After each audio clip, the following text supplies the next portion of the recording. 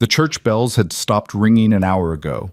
Eliza Carter stood alone at the altar, her hands trembling as they clutched a wilting bouquet of desert wildflowers. The white lace dress her mother had sewn by candlelight now clung to her skin, damp with sweat and humiliation. Her veil hung crooked, torn at the edge where she'd caught it on the church door in her frantic search for him. Victor Hale was gone. The pews behind her had emptied one by one, the townspeople shuffling out in awkward silence, their eyes heavy with pity or barely concealed amusement. She'd heard the whispers, sharp, cutting, designed to wound. Poor thing. I always knew he was too good for her. What kind of man leaves a woman at the altar?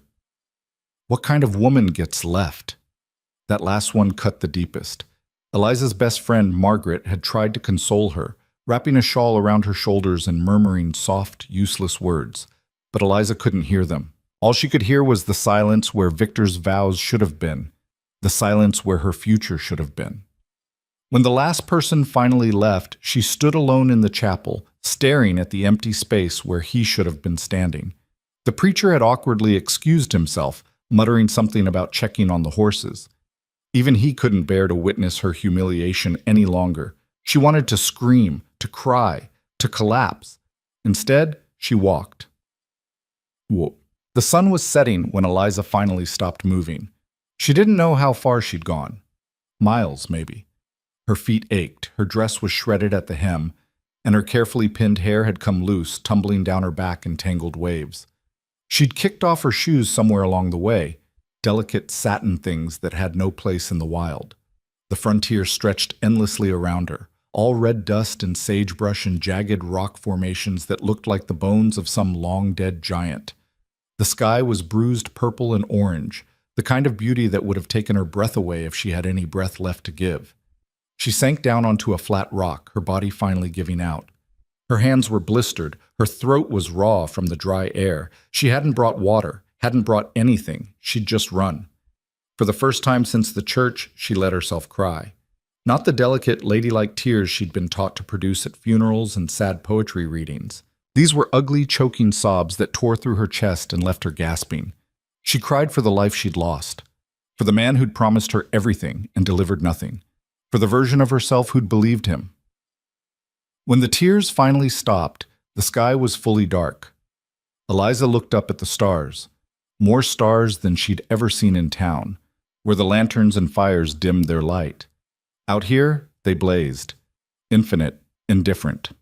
She was alone, truly, terrifyingly alone, and she had no idea what to do next.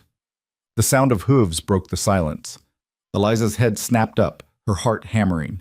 She wasn't sure if she should be relieved or terrified. Out here, a stranger could be salvation or death, and there was no way to know which until it was too late. The rider appeared over the crest of a low hill, silhouetted against the stars. A man on a dark horse, moving slow and deliberate. He wasn't in a hurry. That fact alone set Eliza's nerves on edge. Men in a hurry were usually running from something. Men who took their time were usually hunting. He stopped a few yards away, studying her. Eliza forced herself to stand, even though her legs shook. She wouldn't meet whatever came next on her knees. "You lost?"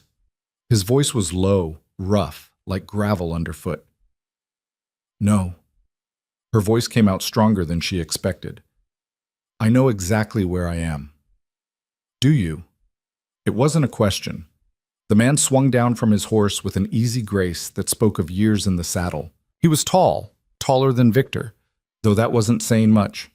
Broad-shouldered with the kind of build that came from hard labor, not leisure. His face was shadowed beneath the brim of his hat, but she could see the sharp line of his jaw, the set of his mouth. He didn't look friendly. "You're a long way from anywhere," he said, closing the distance between them with slow, measured steps.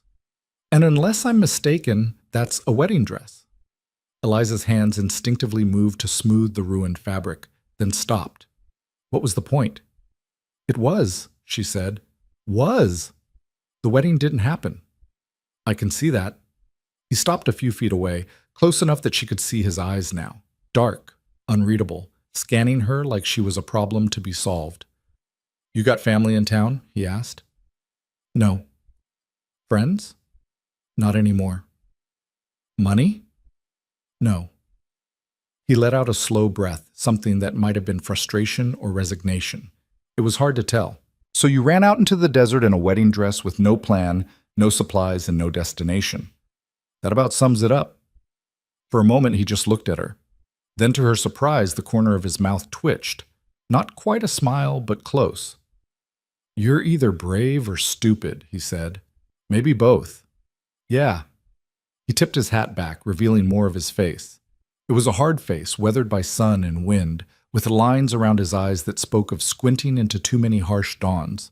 But there was something else there, too. Something that looked almost like respect. Maybe both. He turned back toward his horse, and for a moment Eliza thought he was going to leave her there. Panic flared in her chest.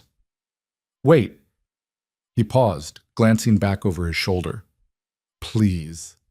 The word tasted like ash in her mouth. She'd never begged for anything in her life.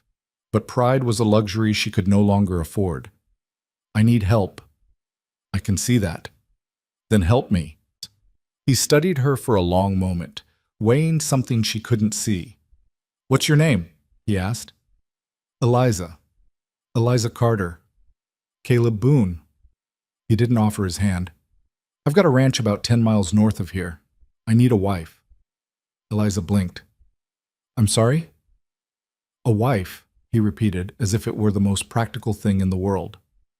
Someone to manage the house, cook, help with the books, keep things running when I'm out with the herd. You're asking me to marry you? I'm offering you a job, he corrected. Marriage is just the legal framework. Keeps things simple. Keeps people from talking. Eliza stared at him, trying to process what she was hearing. This man, this complete stranger, was proposing marriage like it was a business transaction. No romance, no promises. Just cold, hard practicality. You don't even know me, she said. Don't need to. You need shelter. I need help. That's all that matters. That's insane. Maybe, he shrugged. But you're the one standing in the middle of nowhere in a torn wedding dress. I'd say your options are limited. He wasn't wrong. Eliza's mind raced. She could refuse. She could walk back to town, face the whispers and the pity, try to rebuild some kind of life from the wreckage Victor had left behind. But what kind of life would that be? She had no money, no prospects, no family to fall back on. In a town like this, a woman alone was either a charity case or a target. Or she could say yes. She could walk into the unknown with a man she didn't know, into a life she couldn't imagine. It was terrifying, reckless, possibly the stupidest thing she'd ever do. But it was a choice. Her choice. What if I say no? She asked quietly. Caleb's expression didn't change. Then I wish you luck, Miss Carter. You're going to need it. He moved toward his horse again, and this time Eliza knew he wouldn't stop. Wait. He paused. Eliza took a deep breath, feeling the weight of the moment settle over her like a physical thing. This was it. The line between her old life and whatever came next. I'll do it, she said. I'll marry you. Caleb turned back, his eyes searching hers. You sure? No. She laughed, a sharp, brittle sound. But I'm doing it anyway.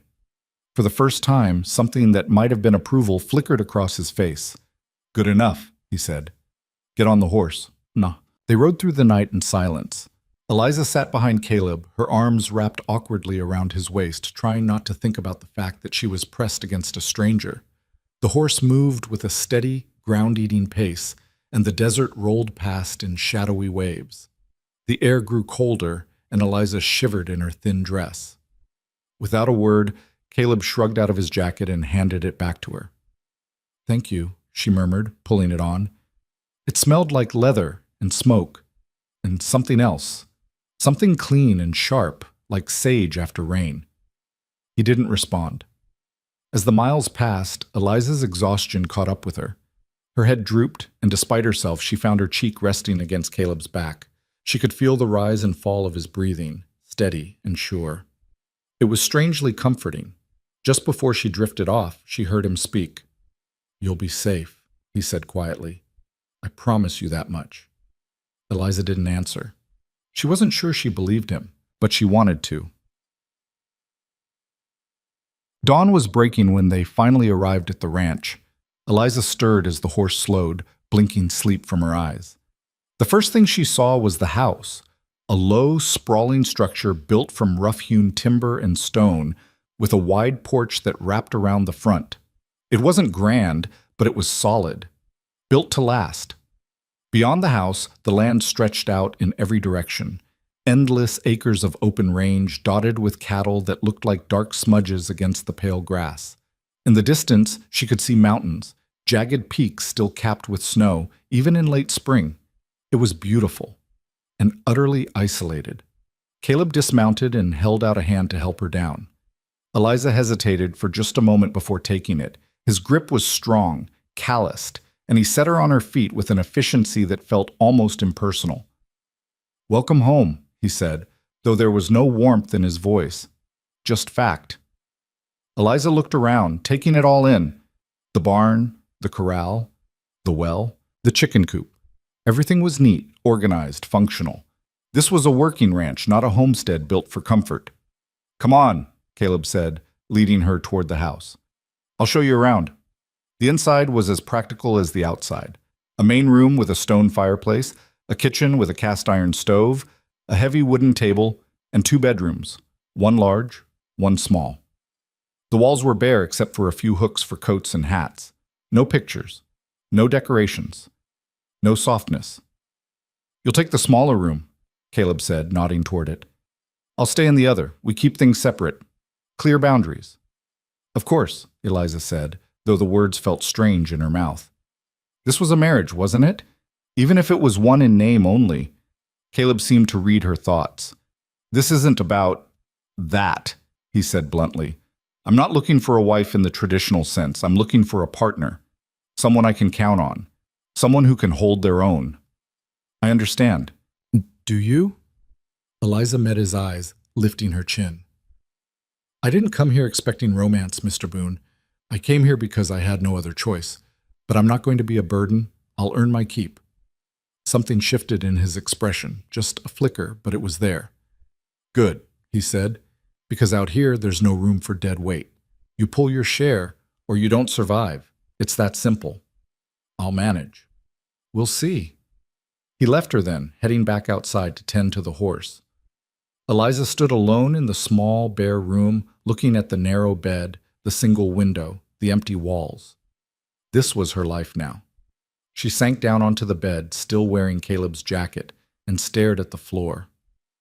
What had she done? The first days were brutal. Eliza had grown up in town, the daughter of a seamstress and a bookkeeper. She knew how to read, how to sew, how to manage a household budget, but she didn't know how to survive on a frontier ranch. Caleb didn't coddle her. He woke her before dawn, handed her a list of chores, and expected them done by sundown. Feeding the chickens, hauling water from the well, scrubbing floors, washing clothes in a tub outside, cooking meals over the temperamental stove that seemed determined to either burn everything or leave it raw. Her hands blistered, her back ached, her arms felt like lead. But she didn't complain.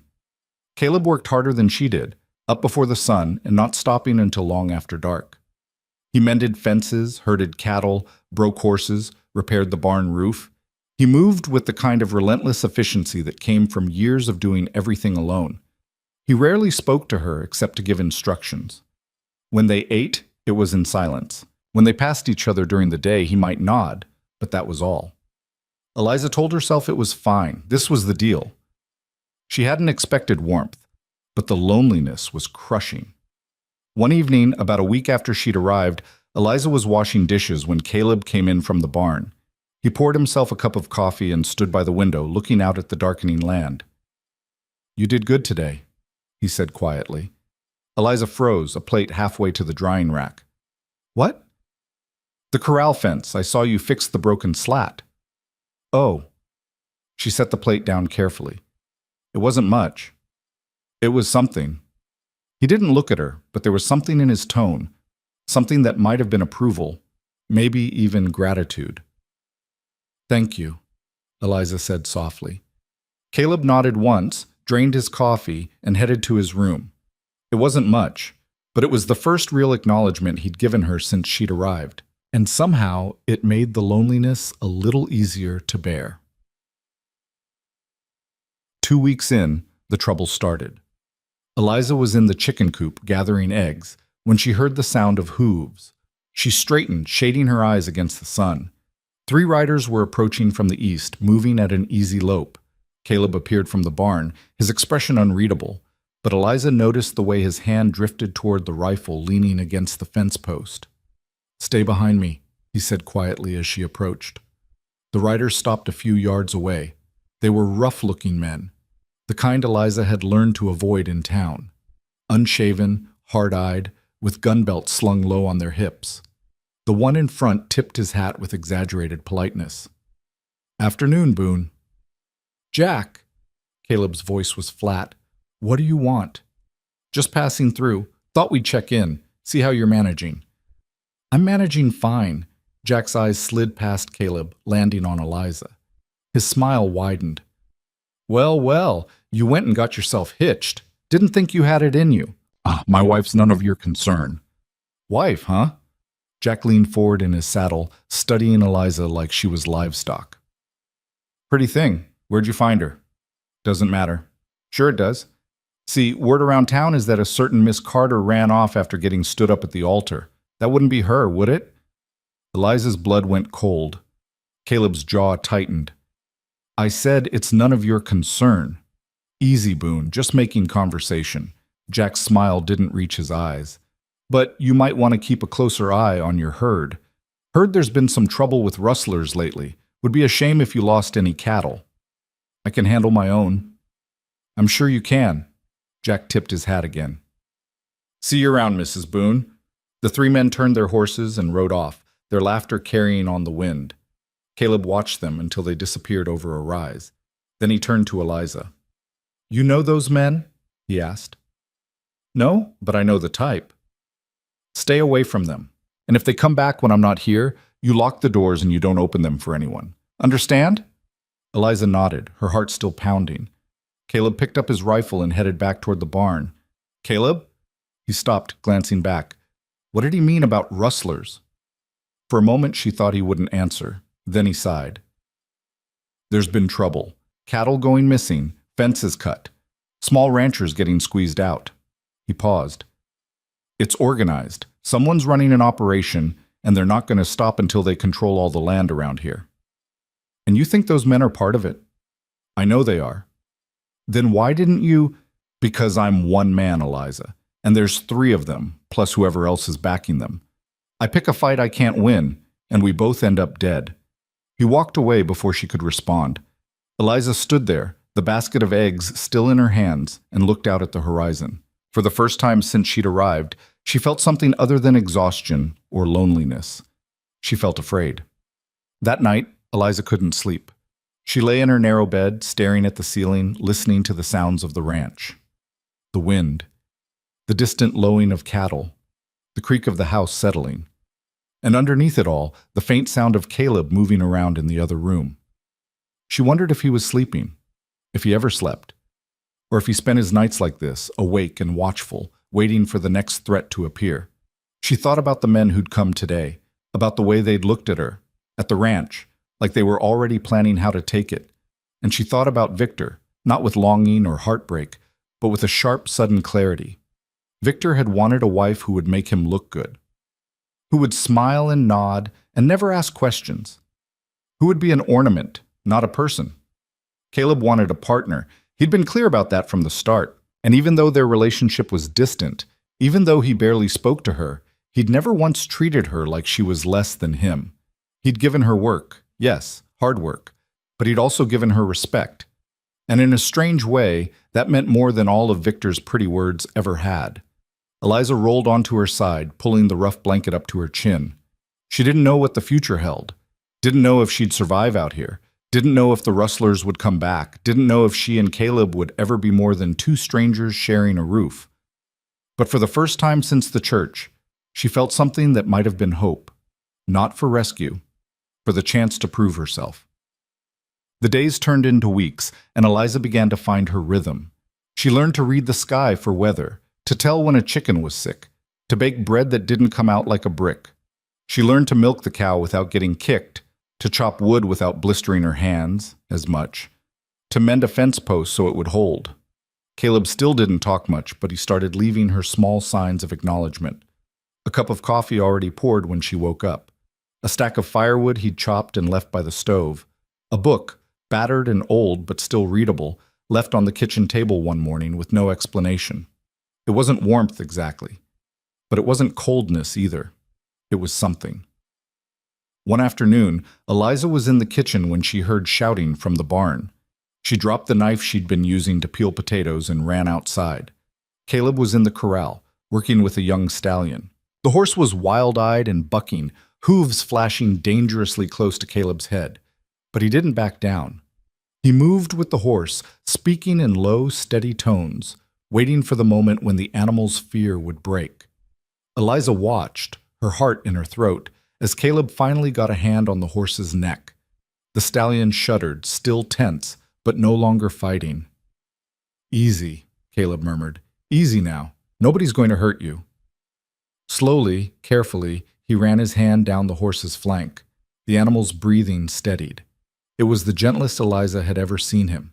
When he finally stepped back, the horse stood quiet, watching him with dark, liquid eyes. Caleb turned and saw Eliza by the fence. For a moment, something like embarrassment flickered across his face, as if he'd been caught doing something private. "Didn't mean to disturb you," Eliza said quickly. "You didn't." He climbed over the fence, landing beside her. "That's Ghost. Found him running wild in the hills last year. Been trying to gentle him ever since. He trusts you." "Not yet, but he's getting there." They stood together in silence, watching the horse. "You're good with him," Eliza said.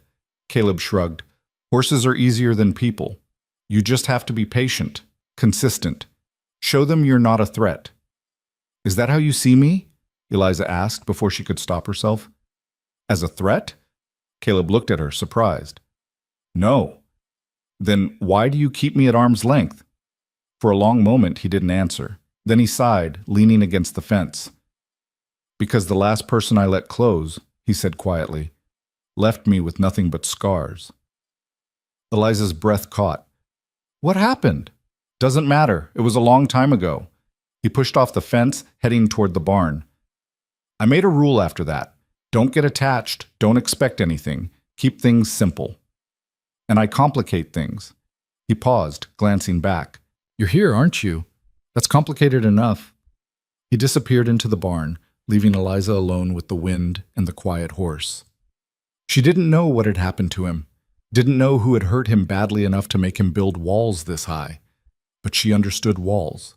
She'd built plenty of her own. That night, as they sat across from each other at dinner, Eliza made a decision. "I want to learn to shoot," she said. Caleb looked up from his plate, eyebrows raised. "What?" "A gun. I want to learn how to use one." "Why?" "Because if those men come back, I don't want to hide behind locked doors. I want to be able to defend myself. Defend this place." Caleb set down his fork, studying her. "You ever fired a gun before?" "No." "It's not like in stories. It's loud. It kicks. And if you're not careful, you can hurt yourself worse than any enemy could." "Then teach me to be careful." He was silent for a long moment. Then, to her surprise, he nodded. "All right, tomorrow morning, we'll start with the rifle." "Thank you." "Don't thank me yet," Caleb said, a ghost of a smile tugging at his mouth. "You might hate it." "I doubt that." His smile widened, just a fraction. "We'll see." The next morning, Caleb handed her the rifle. It was heavier than she'd expected, the metal cold against her palms. He showed her how to hold it, how to sight down the barrel, how to breathe and squeeze the trigger instead of jerking it. "Focus on the target," he said, standing behind her. "Not the gun, not the noise, just the target." Eliza lined up the shot, her heart pounding. She took a breath, held it, and fired. The recoil slammed into her shoulder, making her stumble back. The shot went wide, kicking up dust 20 feet from the target. "Again," Caleb said calmly. She fired again and again and again. By the 10th shot, her shoulder was bruised and her ears were ringing, but she hit the target. Caleb nodded, approval clear in his eyes. "Not bad." "Not good either." You'll get there. It takes time. They practiced every morning after that, and slowly, painfully, Eliza got better. She learned to anticipate the recoil, to steady her breathing, to trust her aim, and with every shot, she felt a little less like the girl who'd been left at the altar, and a little more like someone who could survive anything. Jaramek. It was midsummer when the rustlers struck. Eliza woke to the sound of cattle bellowing in panic. She threw on her clothes and ran outside to find Caleb already by the corral, rifle in hand, staring out at the dark fields. "What's happening?" she asked. "They're running the herd," he said grimly, "trying to scatter them." In the distance, Eliza could see shapes moving, riders, pushing the cattle toward the open range. If they succeeded, it would take days to round them all up again. Days they didn't have. "What do we do?" Eliza asked. Caleb looked at her, then at the rifle still leaning against the porch. "Can you shoot from horseback?" "I don't know. I've never tried." "Then tonight you learn." He saddled 2 horses in record time, handing her the reins to the smaller mare. Eliza swung up, her hands shaking with adrenaline, and followed Caleb out into the darkness. The ride was chaos. They raced through the night, the horses' hooves pounding the earth, the wind tearing at Eliza's hair. Ahead, the rustlers were whooping and shouting, driving the cattle into a stampede. Caleb pulled up alongside her. "Fire into the air," he shouted over the noise. "Scare them off!" Eliza raised the rifle, braced it against her shoulder, and fired. The shot cracked through the night, and one of the rustlers looked back, startled. She fired again, and the man cursed, yanking his horse around. "That's it," Caleb yelled. "Keep going." They rode hard, firing into the air, herding the cattle back toward the ranch. The rustlers realized they were outnumbered, or at least outgunned, and peeled off, disappearing into the darkness with angry shouts. By the time the sun rose, the herd was back, exhausted, scattered, but safe. Eliza slid off her horse, her legs shaking so badly she nearly collapsed. Caleb caught her arm, steadying her. "You all right?" he asked. She nodded, breathless. "I think so." He smiled, really smiled, for the first time since she'd met him. "You did good, Eliza." And in that moment, standing in the pale morning light with dust in her hair and victory in her veins, Eliza Carter felt something she hadn't felt in months. She felt alive. The victory over the rustlers should have brought relief.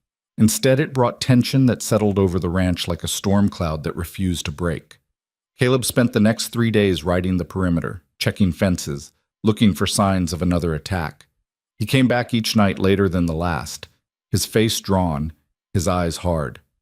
Eliza would have dinner waiting, but he barely touched it, just sat at the table, staring at nothing, his mind clearly elsewhere. On the 4th night, Eliza had had enough. "You can't keep this up," she said, setting a plate of stew in front of him with more force than necessary. "You're going to work yourself into the ground." "I'm fine." "You're not fine. You haven't slept in days." "I'll sleep when I know we're safe." "And when will that be?" Eliza demanded. "When you collapse. When those men come back and find you too exhausted to fight." Caleb's jaw tightened. "That's not going to happen." "You don't know that." He stood abruptly, the chair scraping against the floor. "What do you want me to say, Eliza? That I'm worried? That I don't know how to stop what's coming? Fine, I'm worried, but worrying doesn't fix anything. Work does. Work isn't going to save you if you're too tired to see straight." They stood facing each other across the kitchen, the air crackling with unspoken frustration. Caleb looked like he wanted to argue further, but something in Eliza's expression stopped him. "Why do you care?" he asked quietly. The question caught her off guard. "What?" "This isn't your fight. You didn't sign up for this. You could leave, go back to town, start over somewhere safer." Eliza stared at him, feeling something hot and fierce rise in her chest. "Is that what you think? That I'm just here because I have nowhere else to go? Aren't you?" "Maybe I was," she said, her voice shaking slightly. "At first. But that's not why I'm staying. Then why?" She took a breath, searching for the right words. "Because this place matters. Because you gave me a chance when no one else would. Because I'm not the kind of person who runs when things get hard." Caleb's expression softened, just slightly. "You already ran once." I ran from humiliation, from a man who didn't deserve me. That's different. She stepped closer, holding his gaze. I'm not running from this. From you. Not unless you tell me to go. For a long moment, Caleb said nothing. Then he let out a slow breath and sank back into his chair. I'm not telling you to go, he said quietly. Good. Eliza sat down across from him. Then eat your dinner and get some rest. Tomorrow we'll figure out what to do about the rustlers together. Together. Yes. Whether you like it or not, we're partners. Remember? The corner of his mouth twitched. Hard to forget. They finished the meal in silence, but it was a different kind of silence than before. Less distant, more companionable. When Caleb finally went to bed, Eliza stayed up, cleaning the dishes and thinking about what she'd said. She hadn't planned to say any of it. The words had just come tumbling out, raw and honest. But she didn't regret them, because somewhere along the way, without her quite realizing it, this ranch had stopped being just a refuge. It had become something more. It had become home. The next morning brought visitors of a different sort. Eliza was hanging laundry when she heard the sound of a wagon approaching. She shaded her eyes and saw an older couple riding toward the house, their wagon loaded with supplies. Caleb emerged from the barn, his expression wary but not hostile. That's the Hendersons, he said. They run the ranch to the west. Good people. The wagon pulled up, and the man driving it, a gray-haired fellow with kind eyes and weathered hands, tipped his hat. Morning, Caleb. Ben, Mary. Caleb nodded to the woman beside him, a stout, no-nonsense type with a warm smile. What brings you out this way? Heard you had some trouble with rustlers, Ben said, climbing down from the wagon. Wanted to check in, see if you needed anything. We managed. I'm sure you did. But managing alone and managing well are two different things. Ben's eyes shifted to Eliza, and his expression brightened. And this must be the new Mrs. Boone. Word travels fast out here. Eliza felt her cheeks warm. Eliza, it's nice to meet you. Mary climbed down with surprising agility for her age and came straight over, taking Eliza's hands in hers. My dear, you're even prettier than they said, and brave too from what I hear. Ran off a pack of rustlers on horseback? I just fired a few shots, Eliza said modestly. Don't sell yourself short, Mary said firmly. Most women would have hidden in the cellar. You rode out and fought. That takes spine. Caleb looked almost embarrassed by the praise. We got lucky. Luck had nothing to do with it, Ben said. But luck won't hold forever. Those rustlers aren't going to give up. They've been hitting every small rancher in the territory, squeezing people out so they can take over the land. I know. Then you know you can't fight them alone. Ben glanced between Caleb and Eliza. There's going to be a meeting next week at the Hendersons' place. All the ranchers who've been hit. We need to organize, share information, maybe even pool resources for a defense. Caleb frowned. I don't need... Yes, you do, Mary interrupted. And so do we. So does everyone. Pride won't keep your cattle safe, Caleb Boone. And it won't keep your wife safe either. Caleb's jaw worked, but he didn't argue. We'll think about it, Eliza said, stepping in before the silence grew too awkward. Thank you for coming all this way to tell us. Of course, dear, Mary patted her hand. And if you need anything at all, you come find us. It's a hard life out here, but it's easier when you've got neighbors you can count on. They stayed for coffee, and Eliza found herself warming to them immediately. Mary had a sharp wit and a wealth of stories about life on the frontier, while Ben had a quiet wisdom that reminded her a little of Caleb. They spoke of their children, grown now, scattered across the territory, and their grandchildren, and the years they'd spent building their ranch from nothing. When they finally left, Eliza watched their wagon disappear over the hill with a strange ache in her chest. They're good people, she said softly. They are.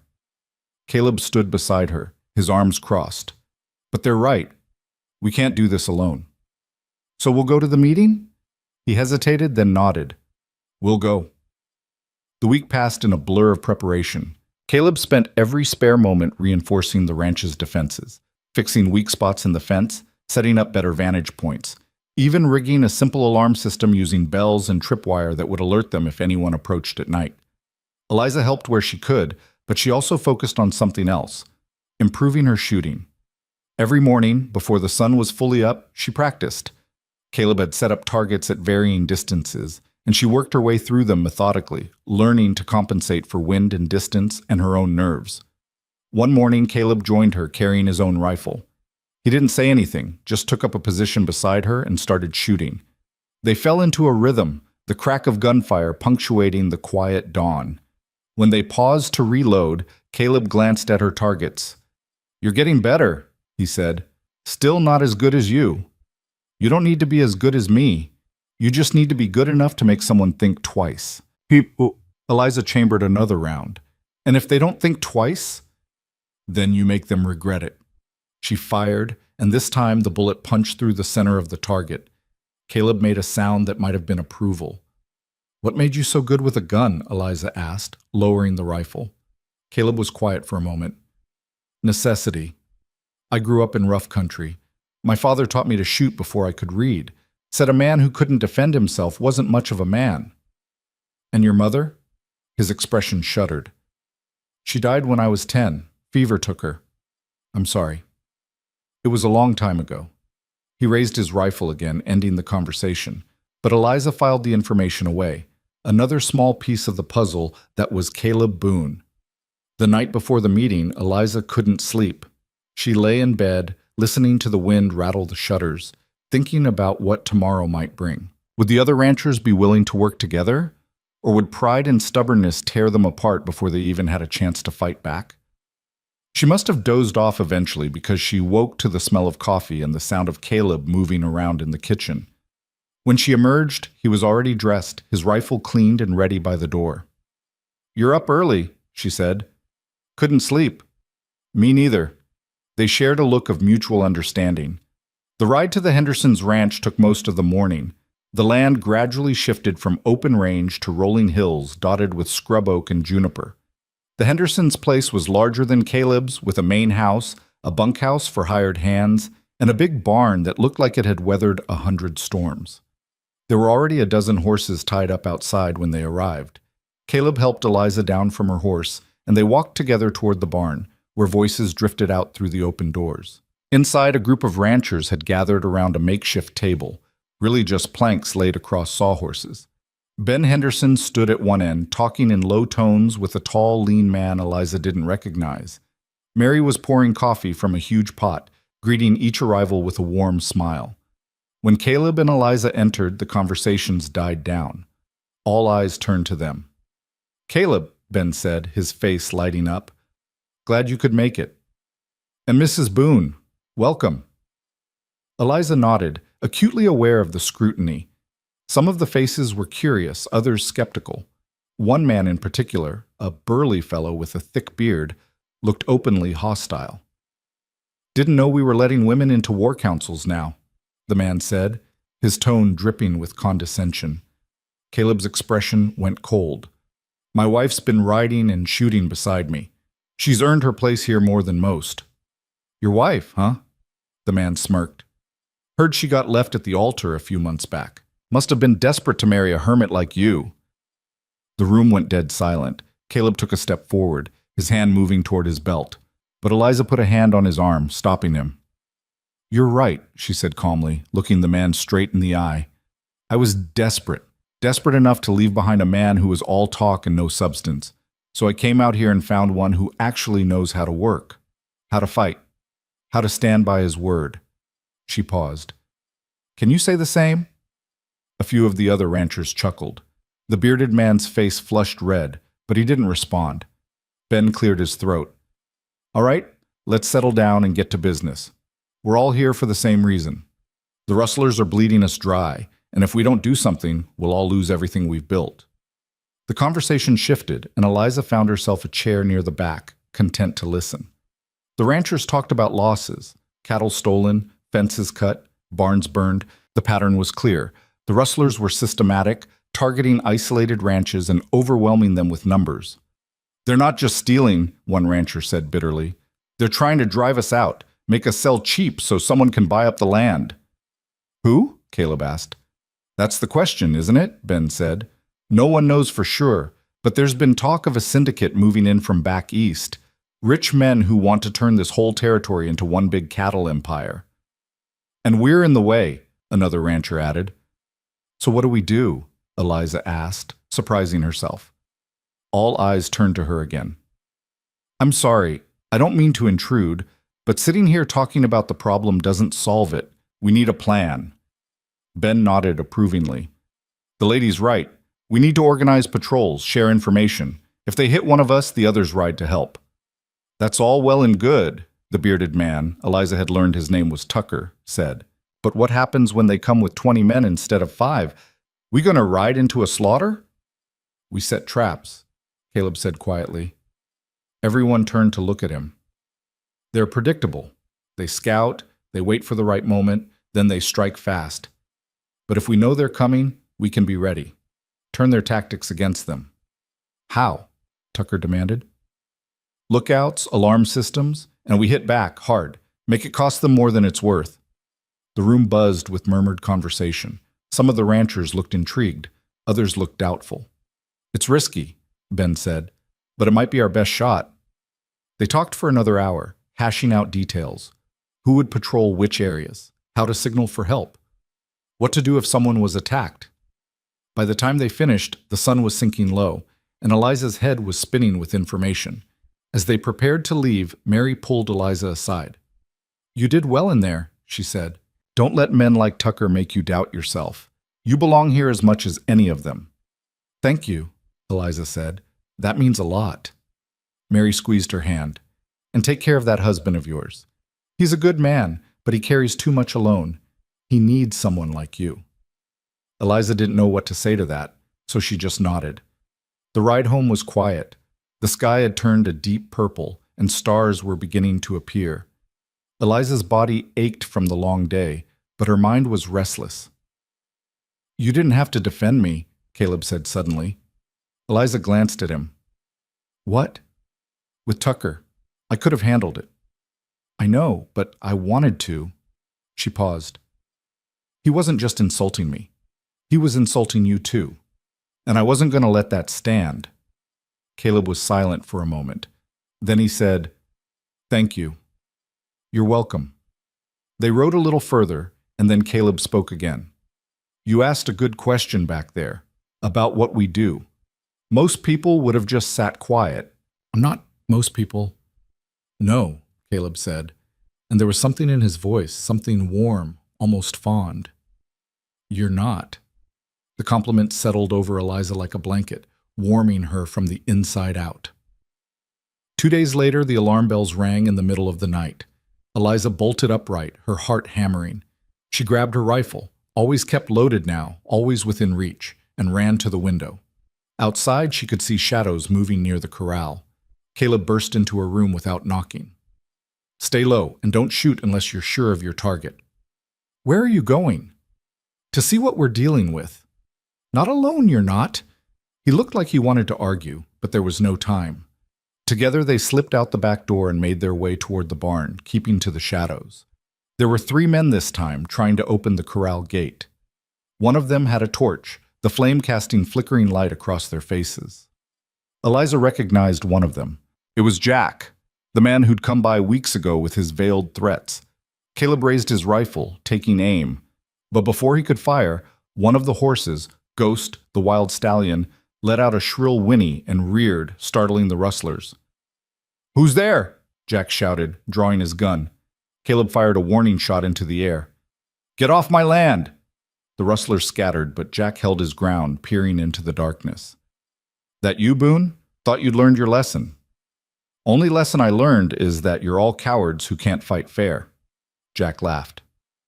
Fair's for fools. We're taking what we want, and there's nothing you can do to stop us. I wouldn't be so sure, Eliza said, stepping out from the shadows with her rifle aimed at Jack's chest.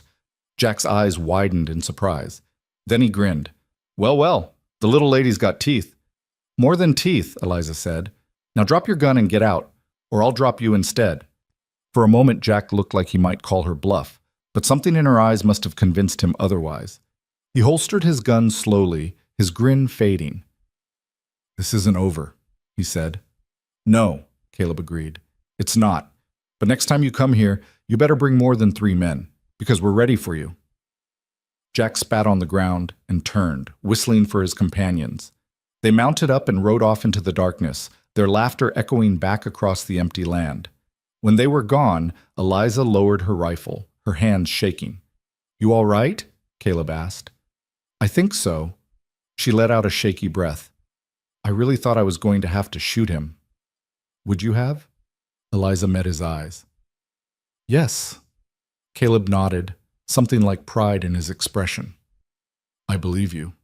They stood there for a moment, the adrenaline slowly draining away, leaving exhaustion in its wake.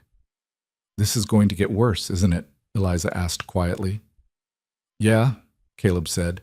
"It is." "Then we better be ready." He looked at her, really looked at her, like he was seeing her for the first time.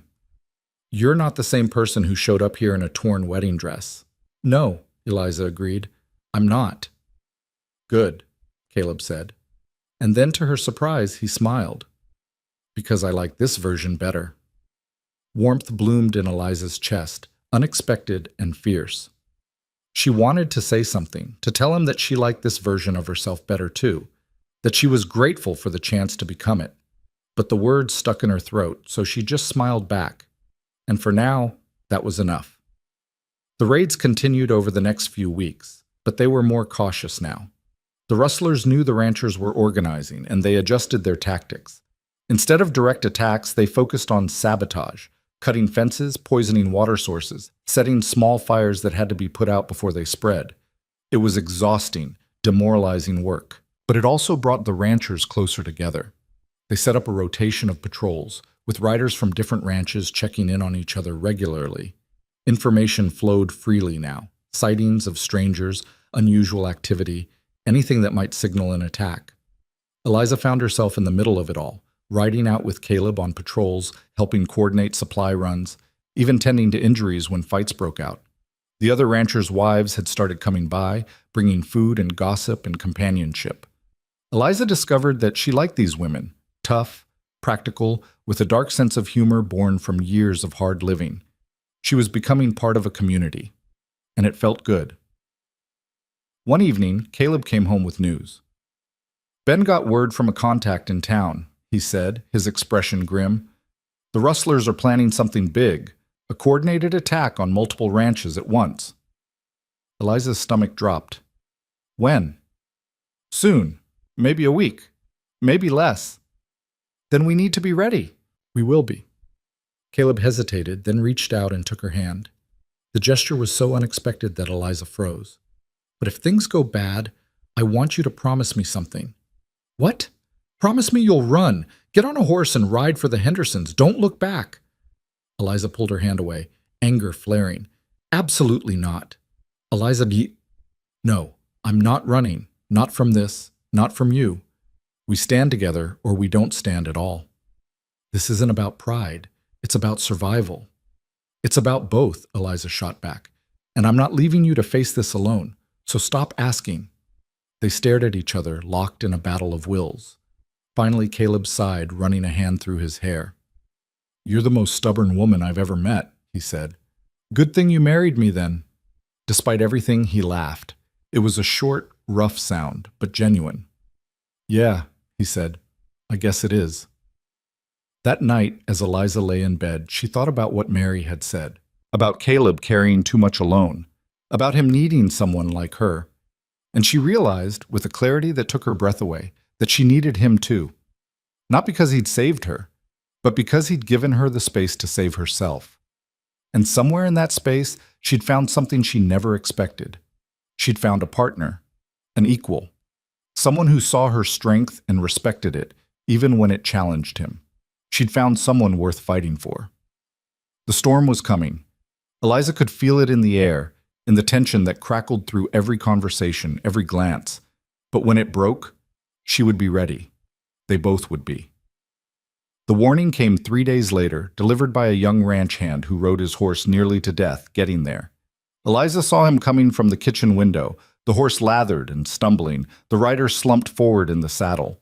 She ran outside, calling for Caleb. By the time he emerged from the barn, she was already helping the boy down. He couldn't have been more than 16, his face pale and streaked with dirt. "They're coming," he gasped. "Tonight. Maybe 20 men, maybe more. They hit the Patterson Ranch at dawn, burned it to the ground." Caleb's expression went hard as stone. "Anyone hurt?" "Patterson and his sons fought back. 2 of the boys are dead. Patterson's wife and daughter got away, but just barely." The boy swayed on his feet, and Eliza steadied him. "Mr. Henderson sent me to warn everyone. He's gathering men at his place, says we make our stand there." "How many can he count on?" Caleb asked. "Maybe a dozen ranchers, some hired hands. Not enough."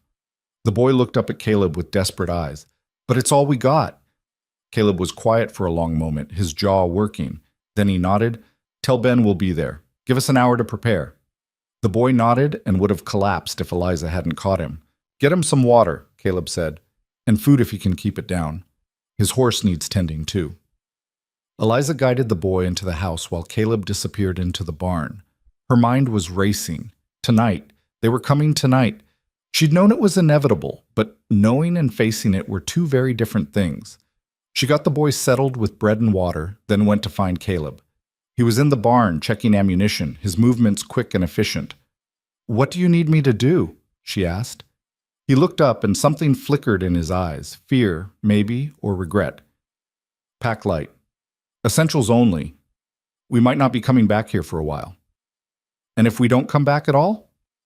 "Then it won't matter what we left behind." Eliza nodded, refusing to let the fear show on her face. "I'll be ready." She turned to go, but Caleb's voice stopped her. "Eliza." She looked back. "I meant what I said before. If things go bad, you run. You find the nearest town and you disappear. Start over somewhere they'll never find you." "We've had this conversation." "I know, but I need you to hear me." He crossed the distance between them in 2 strides, taking her by the shoulders. "These men, they're not playing games anymore. They're here to kill anyone who stands in their way. And if they get their hands on you, they won't. You don't know that." "Neither do you." She met his eyes, unflinching. "I'm not running, Caleb. Whatever happens tonight, we face it together. That's final." For a moment she thought he might argue. Then his grip on her shoulders tightened and he pulled her into an embrace so sudden it took her breath away. She stood frozen for a heartbeat, then wrapped her arms around him, holding on tight. "You're going to get yourself killed," he said against her hair, his voice rough. "Not if you keep me alive." He pulled back just enough to look at her, and what she saw in his face made her chest ache. Fear, yes, but also something deeper, something that looked almost like devotion. "I'll try," he said quietly. "That's all I ask." They stood there for a moment longer, neither wanting to let go. Then reality crashed back in, and they pulled apart, the moment broken but not forgotten. An hour later, they were ready. Eliza had packed a saddlebag with clothes, ammunition, what little money they had, and the book Caleb had given her weeks ago. She didn't know why she grabbed it, only that it felt important. Caleb had loaded both horses with supplies and weapons, moving with the practiced efficiency of a man preparing for war. The young ranch hand, his name was Tommy, Eliza had learned, was looking better after rest and food.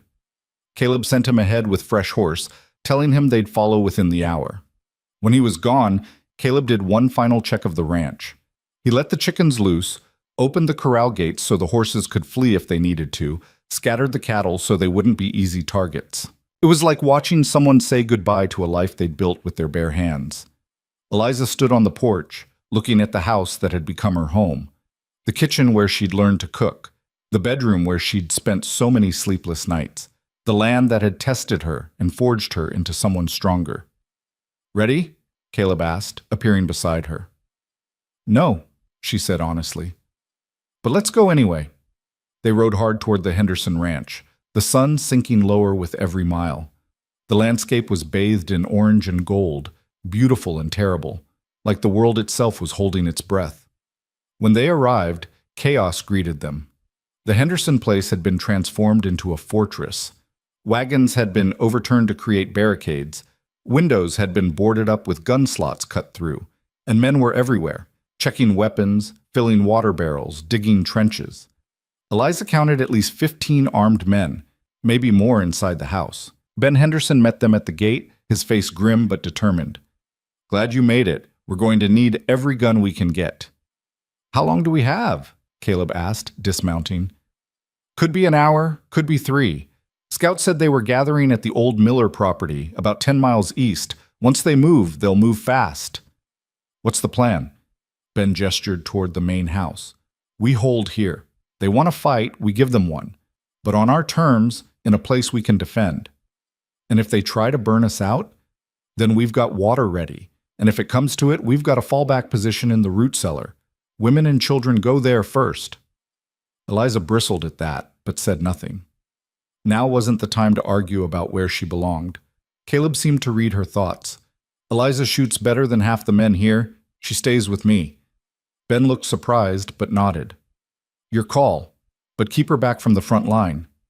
"I'll be wherever I'm needed," Eliza said firmly. Both men looked at her, and she held their gazes without flinching. "I didn't come here to hide." Ben's expression softened. "Mary said you had steel in you. Looks like she was right." He turned to Caleb. "Take position on the east barricade. That's where they're most likely to hit first." They found their spot behind an overturned wagon, where they had a clear view of the approach. Other ranchers were spread out along the perimeter, faces tense, weapons ready. Eliza recognized some of them from the meeting. Tucker was there, scowling as usual, along with the Patterson brothers, who'd survived the attack on their ranch. Their faces were hard and cold, their eyes empty of everything but the need for revenge. As darkness fell, lanterns were lit inside the house but kept low. No one wanted to give the rustlers easy targets.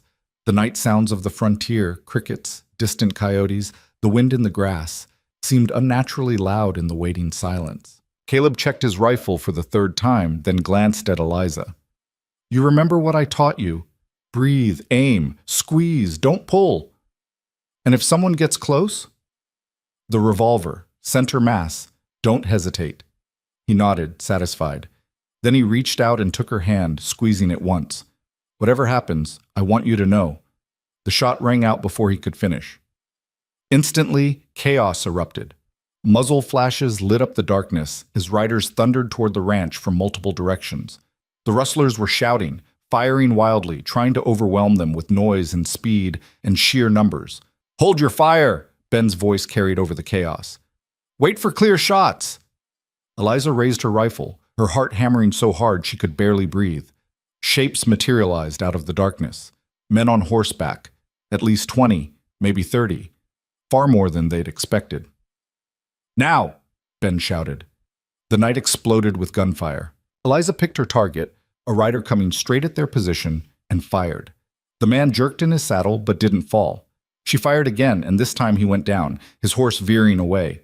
Beside her, Caleb was firing with deadly precision, each shot finding its mark. But there were too many. The rustlers kept coming, wave after wave, some dismounting and taking cover behind rocks and brush, laying down suppressing fire while others tried to flank them. "They're trying to circle around," someone shouted. A group of rustlers broke away from the main assault, heading for the south side of the property where the defenses were weakest. Caleb swore and turned to follow them with his rifle, but they were moving too fast, using the darkness and terrain to their advantage. "I'll go," Eliza said, already moving. "No, wait!" But she was gone, running low and fast toward the south barricade. 2 ranchers were there, an older man named Dutch and his son. They saw the riders coming and opened fire, but there were at least 6 rustlers bearing down on them. Eliza dropped behind a water trough and started shooting. Her first shot went wide. Her second clipped a horse, sending it stumbling. Her third hit a man in the shoulder, spinning him around. The rustlers returned fire, bullets splintering the wood above her head. Eliza ducked, reloaded, came up firing again. Dutch was hit, going down with a cry. His son dragged him back, still shooting one-handed. One of the rustlers made it through, his horse leaping the barricade. He landed hard, the horse stumbling, and the man rolled clear. Eliza saw him coming toward her, saw the gun in his hand, saw his finger tightening on the trigger. She drew her revolver and fired. The man went down. Eliza stared at him, at the blood spreading across his chest, at his eyes going blank. She'd killed before, in the heat of chaos, but never like this. Never seen the exact moment life left someone's eyes. Someone grabbed her arm. She spun, nearly shooting before she recognized Caleb. "You all right?" he demanded. She nodded, not trusting her voice. "Come on, we need to fall back. There's too many." He was right. Despite their best efforts, the rustlers were slowly overwhelming them. For every one they shot, two more seemed to appear. And they were getting bolder, pushing closer, coordinating their attacks. Ben's voice rang out. "Everyone inside! Defensive positions!" The ranchers retreated toward the house in an organized withdrawal, laying down covering fire as they moved. Eliza ran with Caleb, her legs burning, bullets kicking up dirt around her feet. They made it to the porch just as a massive explosion rocked the night. The barn was on fire. Flames leaped into the sky, illuminating everything in hellish orange light. The rustlers had thrown some kind of explosive, and now the old wood was going up like kindling. "The horses!" Mary Henderson's voice was anguished. "Already loose," Caleb said. "I saw Ben release them when the shooting started." They piled inside the house, slamming doors and taking up positions at windows. The rustlers had pulled back, regrouping at the edge of the firelight. Eliza counted at least 15 still standing, maybe more in the shadows beyond. Then she saw him. Victor Hale. He rode forward into the light, sitting tall in his saddle, looking like he owned the world. He was dressed like a dandy, completely out of place among the rough men around him, but there was something cold and cruel in his eyes that Eliza had never seen before. Or maybe she had, and she'd just been too blind to notice. "That's far enough," Ben called from the window. "You've made your point. Time to leave before more of your men die." Victor smiled. "I don't think so, Mr. Henderson. See, I've come a long way for this. And I'm not leaving until I get what I came for." "And what's that?" "Your land. All of it. Every ranch in this territory." Victor's eyes swept the house, and Eliza knew the moment he spotted her in the window. His smile widened. "And my runaway bride." Eliza's blood went cold. Caleb moved in front of her instantly, blocking Victor's view. "She's not yours," he called out. "She never was." "Oh, I beg to differ." Victor dismounted, walking closer with infuriating confidence. "You see, Eliza and I had an arrangement. She broke it. Embarrassed me in front of the whole town. That's a debt that needs settling." "The only debt here is what you owe these people," Eliza said, stepping into view despite Caleb's warning hand on her arm. "You're behind all of this, aren't you? The rustling, the attacks. You're the one trying to drive everyone out." "Guilty as charged," Victor said cheerfully. "Though I prefer to think of it as aggressive expansion.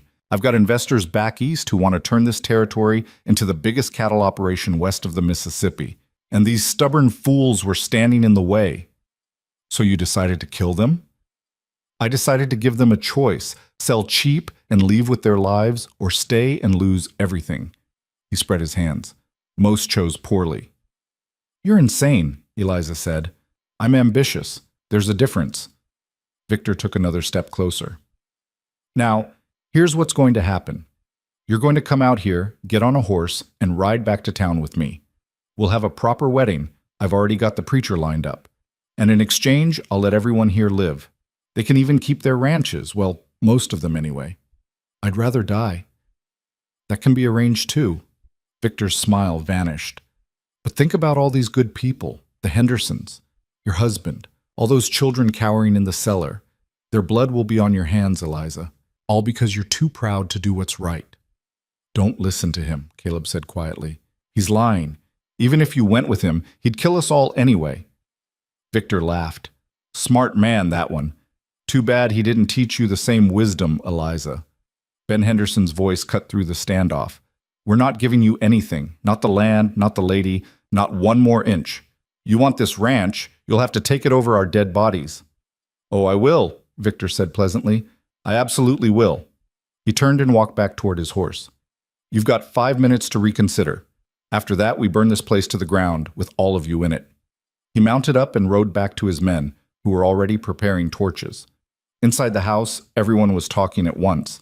Some wanted to fight to the last man. Others thought they should try to negotiate. Tucker was shouting that they should send Eliza out, that one woman wasn't worth all their lives. "Shut up, Tucker," Ben said wearily. "We're not trading people like cattle." "Then we're all going to die." "Maybe," Ben agreed. "But we'll die standing up." Eliza looked around at the faces. Men and women and children who'd welcomed her into their community, who'd treated her like she belonged. People who were about to die because Victor Hale wanted revenge on her for having the audacity to refuse him. She couldn't let that happen. "I'm going out there," she said quietly. "No." Caleb's voice was flat, absolute. "No, you're not. It's the only way." "It's not. He's going to kill you the second he gets his hands on you." "Maybe. But maybe I can buy you time. Give you a chance to escape through the back." "We're not running," Ben said, "and we're not sacrificing you." "It's not a sacrifice if it's my choice." Eliza looked at Caleb, willing him to understand. "I'm not the girl who got left at the altar anymore. I'm not going to let someone else decide my fate. This is my decision, my fight." "Then we fight it together," Caleb said, his voice rough with emotion. "Like we agreed. Together, or not at all?" Eliza opened her mouth to argue, but the words died when she saw his expression. The fear there, the desperation, and underneath it all, something she'd been too afraid to name until now. Love. He loved her, and she loved him. The realization should have terrified her. Instead, it filled her with a fierce, bright courage. "Together," she agreed, "but on our terms." She turned to Ben. "You said you had a fallback position, the root cellar. How many can it hold?" "Most of the women and children, maybe a couple men to guard them." "And there's another way out?" Ben hesitated. "Yeah. Tunnel that leads to the old well, about 50 yards from the house. Built it during the Indian Wars. Why?" "Because we're going to use it." Eliza's mind was racing now, pieces falling into place. "We get everyone who can't fight into that cellar. Then we make Victor think he's won, let him burn the house, and while he's celebrating, we hit him from behind." "That's suicide," Tucker said. "No," Caleb said slowly, understanding dawning in his eyes. "It's smart. They'll think we're all dead or trapped. They won't expect a counterattack." "How many guns can we count on?" Eliza asked. Ben did a quick count. 8 men, plus you and Caleb. 10 total. "Against 15, maybe 20, Eliza nodded. "Bad odds, but better than sitting here waiting to burn." "And if it doesn't work," Tucker demanded, "then at least the women and children will have a chance to escape while Victor's distracted." The room fell silent as everyone absorbed the plan. It was desperate, reckless, and had about 100 ways to go wrong, but it was also their only real option. "I'm in," Ben said finally. One by one, the others nodded, even Tucker. They had 3 minutes left when they started moving people into the cellar. Mary Henderson coordinated the evacuation, her voice calm and steady despite the fear in her eyes. Children were passed down the ladder, mothers following with babies in their arms. The wounded were carried down carefully. Dutch was pale and bleeding but alive, his son staying with him despite wanting to fight. Eliza helped where she could, but her mind was already on what came next. The counterattack, the fight, the moment when everything would either fall apart or come together. Caleb found her as she was checking her ammunition for the 10th time. "You know this is crazy, right?" "Completely. And we might not survive." "I know." He was quiet for a moment, then he said, "If we don't make it..." "Don't." Eliza cut him off, unable to bear the thought. "Don't say goodbye. Not yet." "I wasn't going to." He reached out and cupped her face in his hand, his thumb brushing her cheek. "I was going to say that marrying you was the best decision I ever made, even if it started as just a deal. Somewhere along the way, it became real. You became real, and I love you too," Eliza said, the words tumbling out before she could stop them. "I think I have for a while now. I was just too stubborn to admit it." Caleb's smile was brilliant, transforming his entire face. "We're quite a pair." "The worst." "The best." He kissed her then, fierce and desperate and full of everything they hadn't said and might never get the chance to. Eliza kissed him back, pouring every ounce of feeling into it, every hope and fear and promise. When they finally broke apart, they were both breathing hard. "If we survive this," Caleb said, "I'm doing this right. Proper courtship, flowers, the whole thing." "If we survive this," Eliza replied, "I'll hold you to that." Ben's voice called from across the room. "Time's up. Everyone in position." Eliza and Caleb took their places by the window, rifles ready. The other ranchers spread out through the house, all eyes on the rustlers gathering outside. Victor rode forward again, holding up a torch. "Time's up, Henderson. What's it gonna be?" "Go to hell," Ben shouted back. Victor's smile was cold. "Wrong answer." He threw the torch. It arced through the air and landed on the porch, flames immediately catching on the dry wood. More torches followed, thrown by the other rustlers, until the whole front of the house was ablaze. "Now!" Ben yelled. The ranchers fired a final volley, then retreated toward the back of the house where the cellar entrance waited. The heat was already intense, smoke filling the rooms, making it hard to see and breathe. Eliza ran with Caleb toward the cellar. Behind them, flames roared like a living thing, consuming everything in their path. They reached the entrance just as the ceiling began to collapse, timber crashing down with showers of sparks. Ben was the last one down, pulling the heavy trapdoor closed behind him. In the sudden darkness, lit only by a single lantern, they could hear the muffled sounds of the fire above. The rustlers were cheering, thinking they'd won. "Everyone ready?" Ben asked quietly. Murmurs of assent came from the shadows. "Then let's show these bastards what happens when you mess with decent people." One by one, they filed into the tunnel. It was narrow and low, forcing them to crouch, the earthen walls pressing close on all sides. Eliza fought down a wave of claustrophobia and kept moving, following Caleb's broad back through the darkness. After what felt like an eternity, but was probably only a few minutes, fresh air hit her face. They emerged near the old well, exactly as Ben had said, hidden by brush and the cover of night. The house was fully engulfed now, flames shooting 50 feet into the air. And silhouetted against that terrible light, the rustlers stood watching, mesmerized by the destruction. They had no idea death was creeping up behind them. Ben gave the signal, 10 rifles fired as one. The rustlers never knew what hit them. 5 men went down in that first volley, the others scattering in confusion and panic. They'd been so focused on the burning house, so certain of their victory, that the attack from behind shattered them completely. Victor was screaming orders, trying to rally his men, but chaos had already taken hold. The rustlers were firing wildly into the darkness, hitting nothing but shadows and smoke. Meanwhile, the ranchers had taken cover and were picking their targets with deadly precision. Eliza sighted down her rifle at a man trying to flank their position. She fired, and he went down. No hesitation this time, no sick feeling in her stomach, just cold determination and the knowledge that if she didn't kill him, he would kill someone she loved. Beside her, Caleb was firing in a steady rhythm, his face grim but focused. Every shot counted, every bullet brought them closer to survival. The fight was brutal and close. 2 of the rustlers managed to reach the rancher's position, and the shooting gave way to hand-to-hand combat. Eliza saw one of them coming at her, his face twisted with rage. She tried to bring her rifle up, but he was too close, too fast. Then Caleb was there, slamming into the man like a freight train. They went down in a tangle of fists and fury. Eliza couldn't get a clear shot without risking hitting Caleb, so she reversed her rifle and swung it like a club at another rustler trying to join the fight. The wooden stock connected with his skull with a sickening crack, and he dropped. Caleb got his hands around his opponent's throat, squeezing until the man's struggles weakened and finally stopped. He shoved the body away and scrambled to his feet, breathing hard, his knuckles bloody. "You hurt?" he asked Eliza. "No, you? I'll live." The fight was turning. The rustlers, caught between the ranchers' guns and the inferno of the burning house, were breaking. Some were already fleeing, spurring their horses into the darkness. Others threw down their weapons and raised their hands in surrender. But Victor Hale was still fighting. He'd taken cover behind a wagon, firing at anything that moved.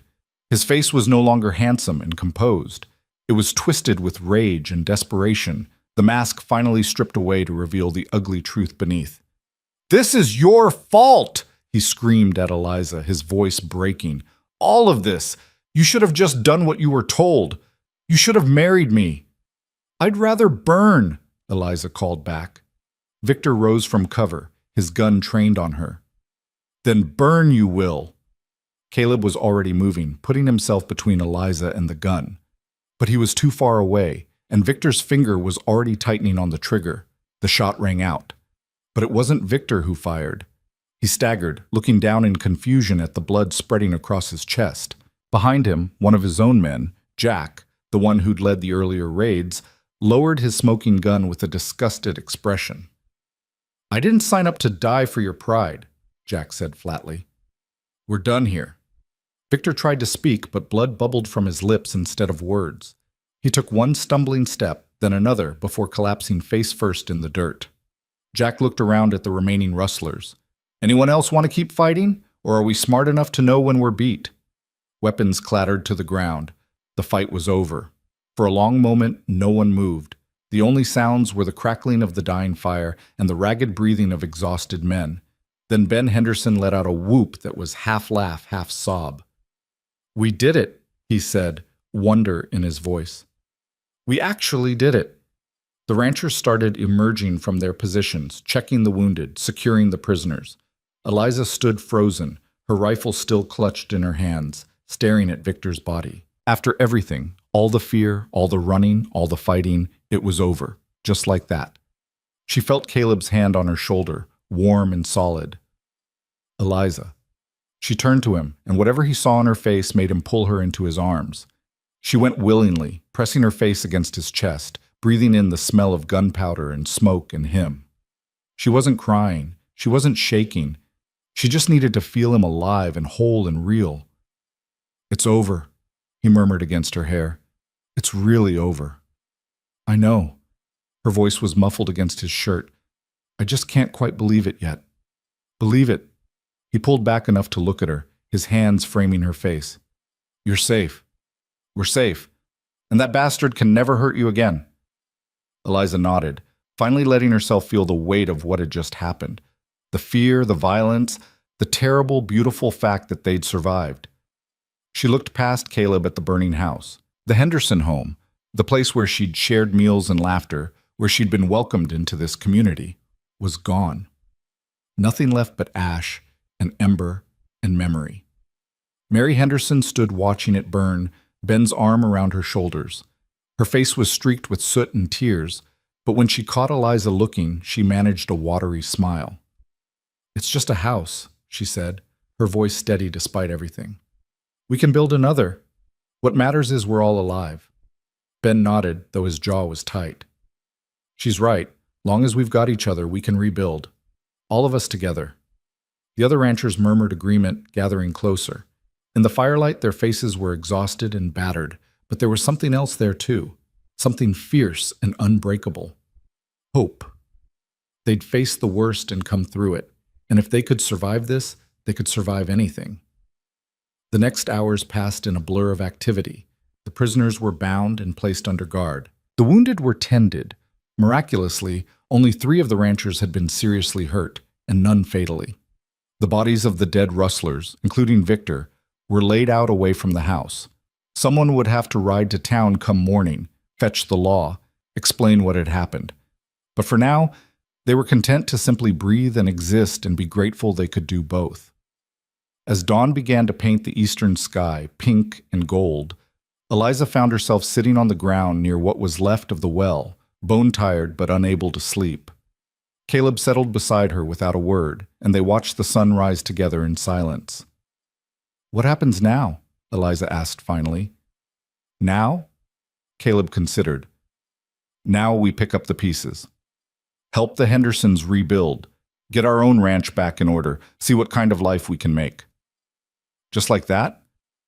"Just like that." He looked at her, his eyes soft. "Unless you had other plans." "No. No other plans." Eliza leaned her head on his shoulder. "I just wanted to make sure we were still, that is, our arrangement was never just an arrangement," Caleb interrupted gently. "Not for me. Not for a long time now." "Me neither." "Good." He pressed a kiss to her forehead. "Then we'll do this right. Build a real marriage. A real partnership. No more walls between us." "I'd like that." They sat there as the sun climbed higher, painting the devastated landscape in shades of gold and amber. Around them, the other ranchers were beginning to stir, making coffee over hastily built fires, sharing what food they had. Children emerged from the cellar, wide-eyed and frightened, rushing to their parents' arms. Mary Henderson appeared, carrying 2 tin cups of coffee. She handed them over with a knowing smile. Thought you two could use this. Thank you, Eliza said gratefully, wrapping her hands around the warm metal. Mary didn't leave immediately. Instead, she stood there, looking at the ruins of her home with a strange expression, sadness mixed with something that might have been relief. 30 years, she said quietly. 30 years Ben and I built this place, raised our children here, made our stand here. She shook her head. And in one night, it's gone. I'm so sorry, Eliza said, guilt threading through her voice. If I hadn't... Don't. Mary's voice was sharp. Don't you dare apologize. This wasn't your fault. It was the fault of greedy men who wanted more than they deserved. You didn't bring this on us. You helped us survive it. She's right, Ben said, joining them. He looked exhausted but satisfied. If you hadn't come up with that plan, if you hadn't been willing to fight, we'd all be dead right now. Instead, we won. And that's worth more than any building.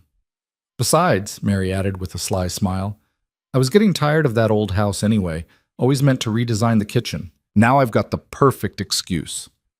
Despite everything, Eliza laughed. The sound felt strange in her throat, rusty and uncertain, but real. The riders came for the prisoners around mid-morning. The territorial marshal, a hard-faced man named Garrett, listened to their account with growing anger. When Ben showed him the bodies and explained about Victor's confession, about the organized campaign to drive out the small ranchers, Garrett's expression went dark. I'd heard rumors, he said, but I didn't think it went this high. Hale had connections back east, money, influence.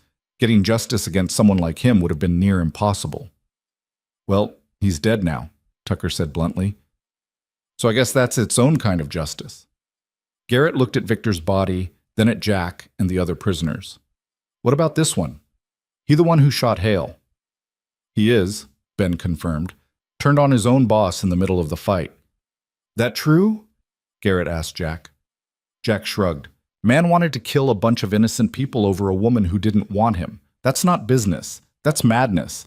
I'm a thief and a rustler, but I'm not a murderer. Not for someone else's wounded pride anyway. Garrett considered this. You'll still hang for what you've done. The rustling alone is enough. I know. Jack looked strangely peaceful with this.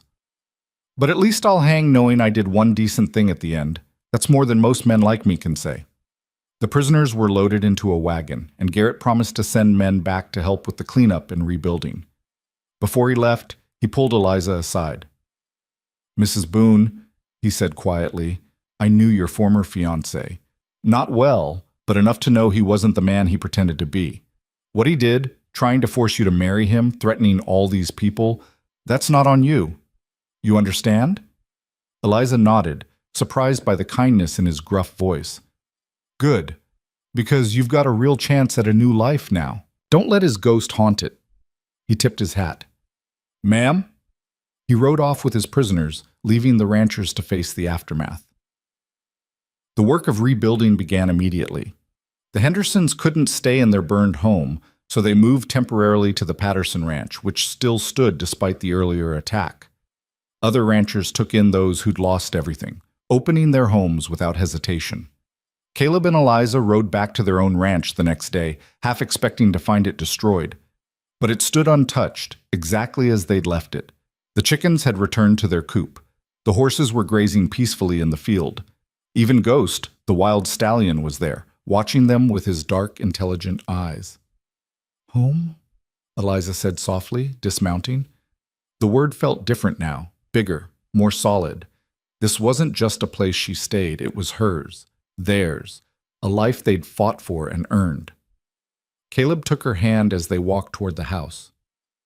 Welcome back. Inside, everything was covered in a fine layer of dust, but otherwise undisturbed. Eliza immediately set about opening windows, letting in fresh air and light. Caleb started a fire in the stove, and soon coffee was brewing, filling the kitchen with its familiar, comforting smell. They worked in companionable silence, falling back into the rhythms they'd established over months of living together. But there was a difference now. Before, there had been walls between them, unspoken boundaries neither dared cross. Now those walls were gone, burned away in the same fire that had consumed the Henderson house. That evening, as they sat down to a simple meal of beans and cornbread, Caleb cleared his throat. "I've been thinking," he said. "Dangerous occupation." He smiled. "About what happens next. With us." Eliza set down her fork, giving him her full attention. "We got married out of necessity," Caleb continued. "A business arrangement, like I said. But that's not what this is anymore. And I don't want to keep pretending it is. Neither do I. So I'm asking, properly this time, without desperation or deals or any of that." He reached across the table and took her hand. "Eliza Carter Boone, will you marry me? For real this time. Because I love you and I want to spend the rest of my life with you." Eliza felt tears prick her eyes, but she was smiling. "We're already married." "I know, but I want to do it right. With vows we mean. A ceremony that's about more than just survival, a celebration of what we've built together." "Then yes," Eliza said, squeezing his hand. "Yes, I'll marry you. Again, for real this time." Caleb's face lit up with a joy so pure it made her chest ache.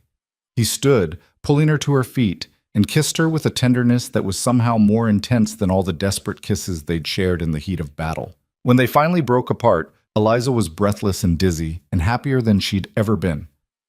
"When?" she asked. "Soon as we can arrange it. After the Hendersons get their house rebuilt, maybe.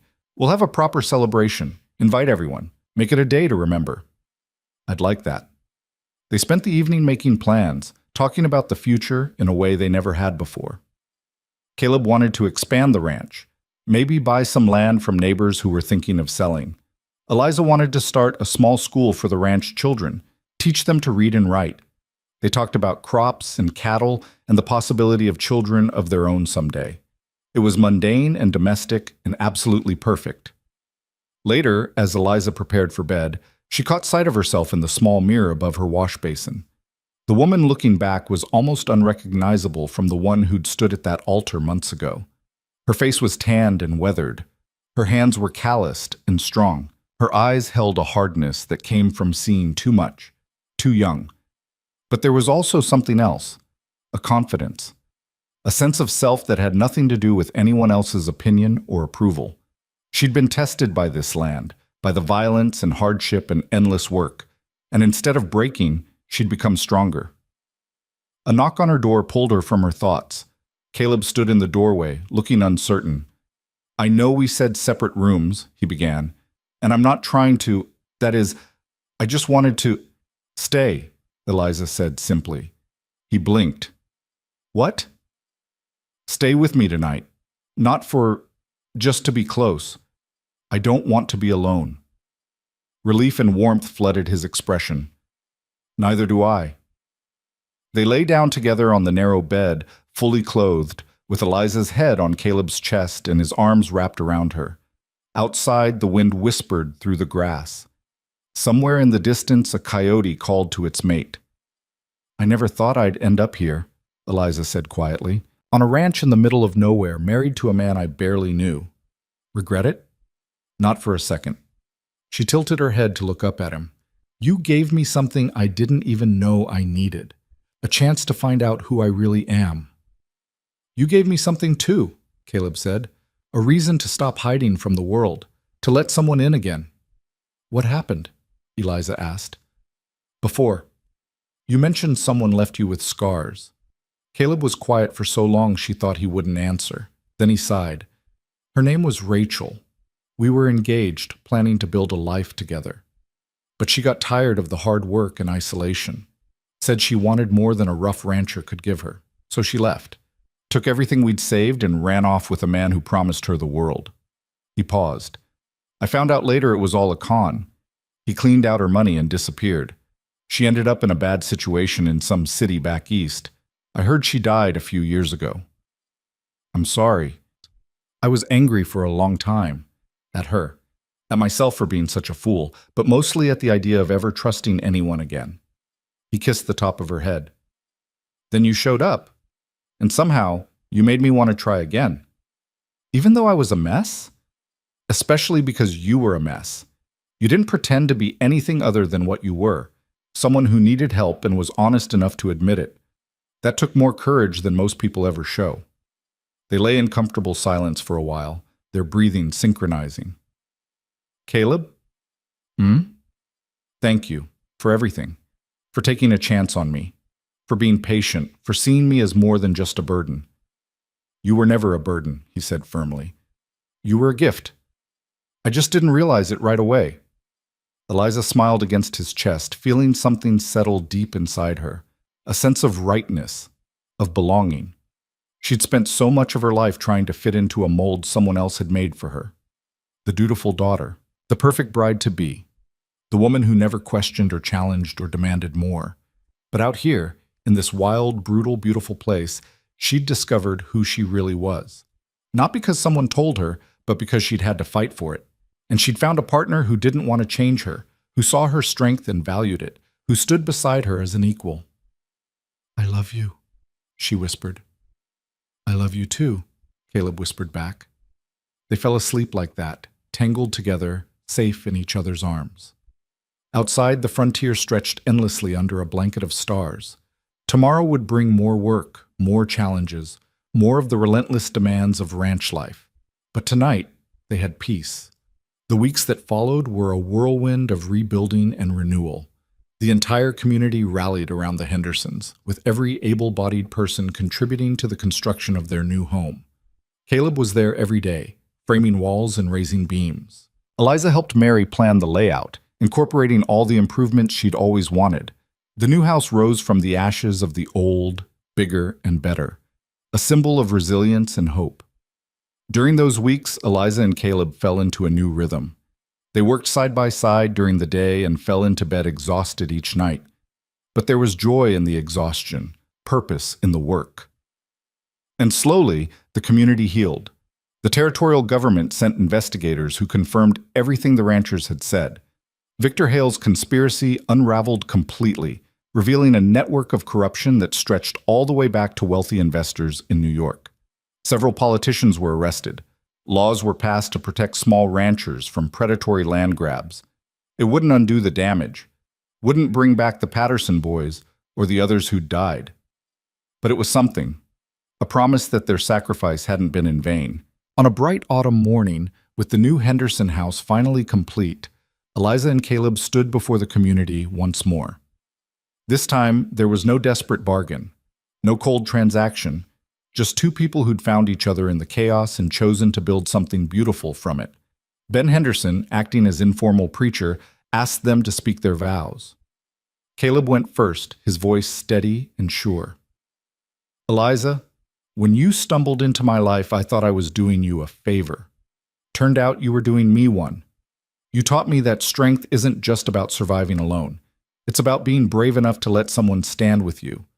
I promise to be your partner in everything, to respect your choices, to fight beside you when needed and hold you when the fighting's done. I choose you, today and every day after. Eliza's eyes were wet, but her voice didn't waver. Caleb, you gave me a chance when I had nothing left to offer but stubborn pride and a willingness to work. You saw past the broken girl at the altar and found someone worth believing in. You taught me that I don't need rescuing. I just need someone who won't try to make me smaller to fit into their life.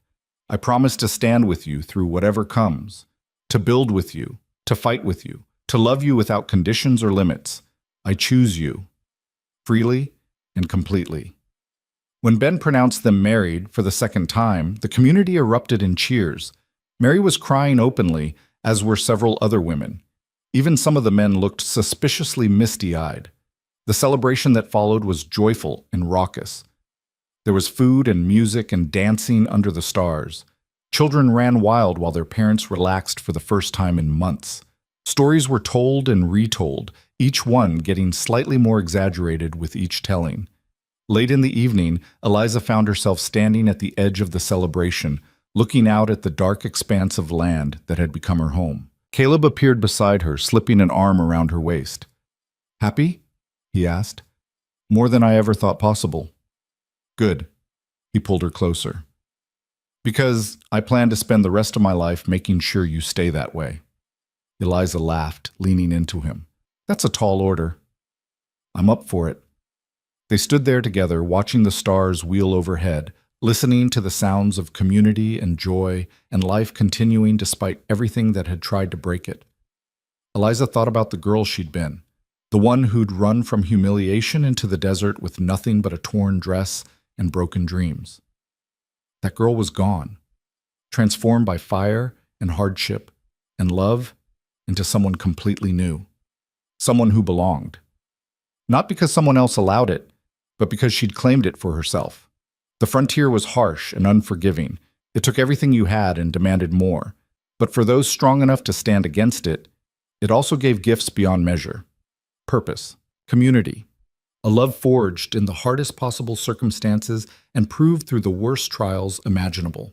Eliza Carter Boone had lost everything at that altar months ago, and in losing it, she'd found so much more. Winter came early that year, sweeping across the frontier with a ferocity that surprised even the old-timers.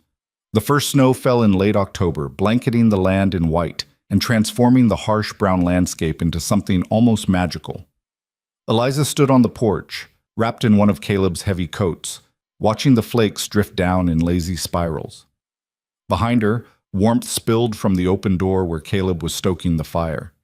They'd spent the previous weeks preparing for the cold, reinforcing the barn, stocking up on supplies, bringing the cattle closer to shelter.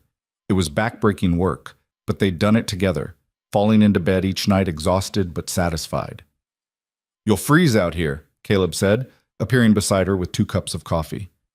"It's beautiful, though." Eliza accepted the cup gratefully, wrapping her hands around its warmth. "I never saw snow like this in town, just dirty slush in the streets. Out here it's different, cleaner, quieter." He sipped his coffee, studying the horizon. "But also more dangerous. A storm can bury you in a day, cut you off from everything." "Good thing we're not alone then." He smiled at that, slipping an arm around her waist. "Good thing." They stood together watching the snow fall, and Eliza felt a contentment so deep it almost frightened her. Happiness had always seemed like such a fragile thing, easily shattered by circumstance or betrayal. But this felt different, solid, built on a foundation of shared struggle and mutual respect rather than pretty words and empty promises. "I got a letter yesterday," Caleb said after a while. "From Ben Henderson." "Oh, what did he say?" "He's organizing a winter gathering, all the ranches. Wants everyone to come together before the worst of the weather hits. Share supplies, make plans, celebrate making it through the year." "That sounds wonderful." "He specifically mentioned you, said Mary's been talking about starting that school you wanted. Thinks winter's the perfect time, when the work's lighter." Eliza's heart lifted.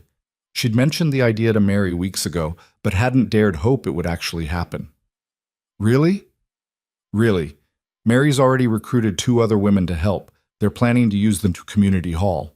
Want you to run it." "I don't know if I'm qualified." "You're more qualified than anyone else out here," Caleb interrupted. "You can read and write better than most. You're patient, and the children already like you. I saw how they gathered around you at the wedding celebration, listening to your stories." Eliza remembered that evening. She'd been sitting by the fire when a small girl had climbed into her lap, asking about the book she was reading. Before long, she'd had 5 children clustered around her, wide-eyed and eager as she wove tales from memory and imagination. "All right," she said, decision made. "I'll do it." "Good." Caleb kissed her temple. "You'll be brilliant at it." The gathering was set for the first week of December, and as the day approached, Eliza found herself both excited and nervous. She'd been accepted into this community, yes, but teaching their children felt like a different kind of responsibility. A deeper trust. She spent her evenings preparing lessons, writing out alphabets and simple words, planning stories that would capture young minds. Caleb helped where he could, building a small slate board and fashioning rough benches from spare lumber.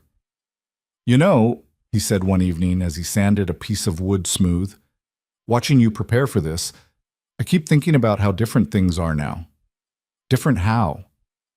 "When you first came here, you were running from something. Now you're running toward something, building something that matters." Eliza set down her chalk, considering his words. "I suppose you're right. I spent so long trying to escape, first from Victor, then from the shame of being left behind. But somewhere along the way, I stopped running and started living." I did the same thing, Caleb admitted. After Rachel left, I buried myself out here. Told myself I didn't need anyone, that being alone was safer. He looked up at her, his eyes soft. You changed that. Made me remember what it feels like to be part of something bigger than my own pride. We changed each other, Eliza said, moving to sit beside him on the floor. That's what partnerships are supposed to do, I think. Make each person better than they were alone. He pulled her close, and they sat there in comfortable silence, the only sounds the crackling fire and the wind outside. The morning of the gathering dawned cold and clear. Eliza and Caleb loaded their wagon with supplies, food, blankets, the teaching materials Eliza had prepared, and set out early. The snow had stopped, leaving the world pristine and sparkling under a brilliant blue sky. Other wagons converged on the Henderson property from all directions.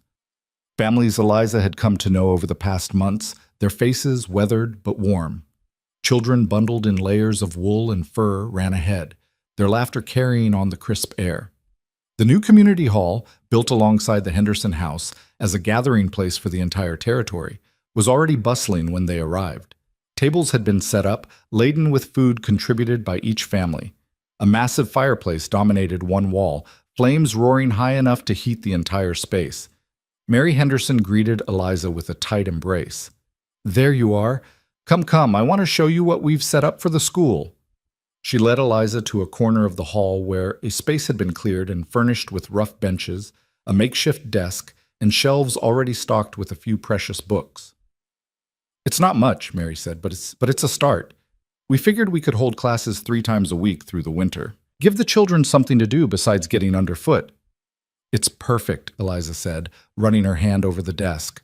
Someone had carved decorative patterns into the wood, flowers and vines that seemed almost too delicate for these hard-handed ranchers to have created. Ben did that, Mary said, following her gaze.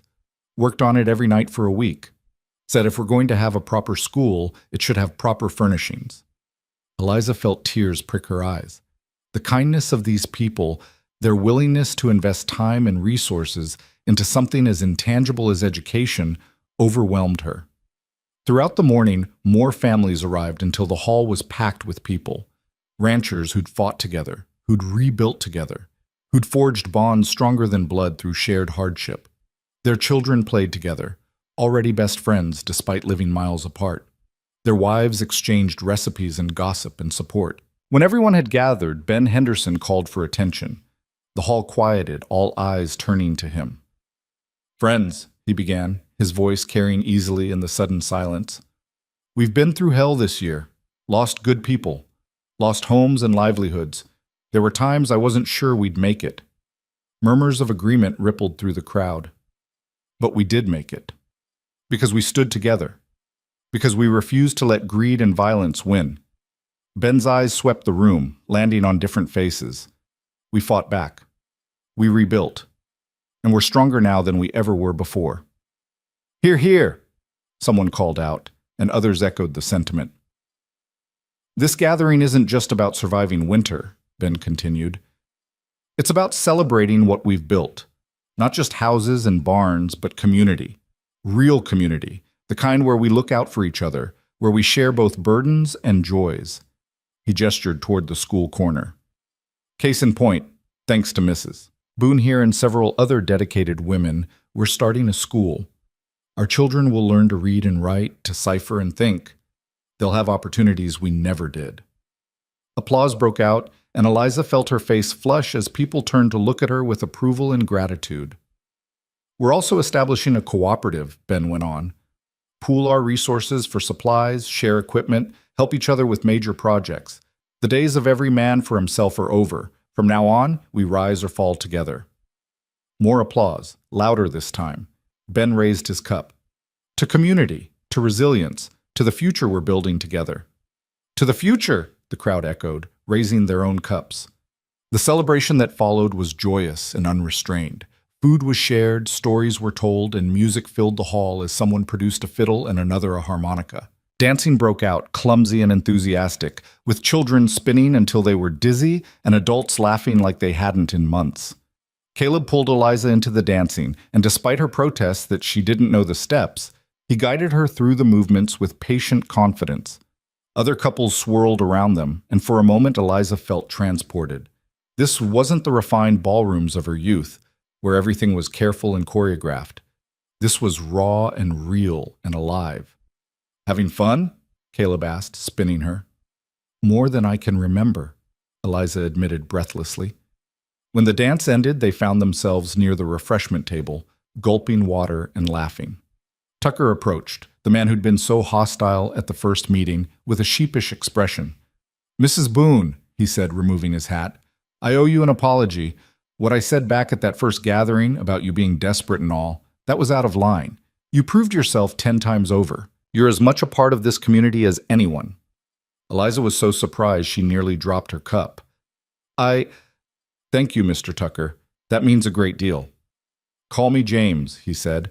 "And if you need anything for that school, lumber, supplies, whatever, you let me know. My Sarah will be one of your students, and I want her to have every advantage." He tipped his hat and moved on, leaving Eliza staring after him in wonder. "See," Caleb said quietly, "you've won them over completely, not by trying to fit in, but by being exactly who you are." The afternoon passed in a blur of warmth and connection. Eliza found herself in deep conversation with the other women about curriculum and teaching methods, discovering that several of them had education they'd never had the chance to use. Together, they sketched out plans for the winter months, growing more ambitious as they fed off each other's enthusiasm. Meanwhile, the men were making their own plans: coordinated patrols to watch for winter predators, shared barn space for livestock, a system for checking on isolated families during severe weather. The cooperative Ben had mentioned was taking real shape, with each rancher contributing what they could and receiving what they needed. As evening approached and families began the journey home, Mary pulled Eliza aside one more time. "I want you to know how proud I am of you," she said. "When I first heard about you, the girl left at the altar who'd run off into the desert, I felt such pity. But you didn't need pity. You needed opportunity. And you took it and made something beautiful." "I had help," Eliza said. "From you, from Caleb, from everyone here." "True. But you had to be willing to accept that help, to humble yourself and learn and grow. Not everyone can do that." Mary squeezed her hand. "You're going to do great things with these children. I feel it in my bones." The ride home was quiet. Both Eliza and Caleb wrapped in their own thoughts. The stars were out in full force, the sky so clear and vast it seemed impossible. Somewhere an owl hooted, and in the distance a wolf howled, wild and free. "Happy?" Caleb asked, breaking the comfortable silence. "Completely," Eliza said. "I keep waiting for something to go wrong, for this all to fall apart. But it just keeps getting better. That's because we're building it right this time, on truth and hard work, instead of illusions." When they reached home, the house was cold but welcoming. While Caleb tended the horses, Eliza got the fire going and put coffee on to brew. By the time he came in, stamping snow from his boots, warmth was beginning to fill the kitchen. They sat together at the table, hands wrapped around hot mugs, and Eliza felt a wave of gratitude so powerful it almost hurt. "I've been thinking," she said carefully. "About?" "About family, about children." She watched his face for a reaction. "About what our future might look like beyond just the two of us." Caleb set down his mug, his expression unreadable. And I think I'd like that. Someday. Not right away, but eventually. Building something that lasts beyond us." A slow smile spread across his face. "I'd like that too. Very much." "Really? Really?" He reached across the table to take her hand. "I used to think my legacy would just be this ranch. Keep it running, pass it on to someone eventually. But the idea of children, our children, growing up here, learning to love this land the way we do, that sounds perfect." They talked long into the night, making plans and dreaming dreams. It was the kind of conversation Eliza had never imagined having with Victor. He'd wanted children as heirs and status symbols, not as people to love and nurture. But with Caleb, it felt like a true partnership. Decisions they would make together, responsibilities they would share equally. When they finally went to bed, Eliza fell asleep with a smile on her face, secure in Caleb's arms and the life they were building. The school began the following week, and it exceeded even Eliza's hopeful expectations. 10 children showed up that first day, ranging in age from 5 to 13. They were shy at first, unused to formal learning, but Eliza's gentle approach and engaging stories soon won them over. She started with the basics, letters and numbers, simple words and concepts. But she also wove in lessons about the world beyond their frontier territory, about history and geography and science. The children soaked it up like dry earth drinking rain. One student in particular stood out. Sarah Tucker, the daughter of the man who'd once been so hostile, was bright and curious with an almost desperate hunger for knowledge. She stayed after each lesson, asking questions, begging to borrow books. "My pa says learning is important," she confided to Eliza one afternoon. "Says he never had the chance and wishes he did. He wants me to have better." Eliza felt her heart swell. This was why it mattered, not just teaching facts and figures, but opening doors that had been closed to an entire generation. As winter deepened, the community settled into its new rhythms. The cooperative Ben had established proved invaluable when storms hit, cutting off individual ranches but allowing those who were prepared to help those who weren't. No one went hungry or cold. No one was left isolated and afraid. Eliza's school became a central gathering point. Parents would drop off their children and linger to talk, sharing news and concerns. Problems were solved collectively. Resources were shared freely. The hall that had been built as a simple shelter became the beating heart of their community. In late January, a blizzard hit with devastating force. Snow fell for 3 days straight, wind howling like something alive and angry. Eliza and Caleb were trapped inside, watching through the windows as the world disappeared behind walls of white. On the second day they heard it, a faint sound, almost lost in the wind. Caleb was at the door in an instant, rifle in hand. "Someone's out there," he said. "In this weather, they'll freeze." "I know." He was already pulling on his heavy coat, wrapping a rope around his waist. "I'm going to tie this to the porch. If I get disoriented, I can follow it back."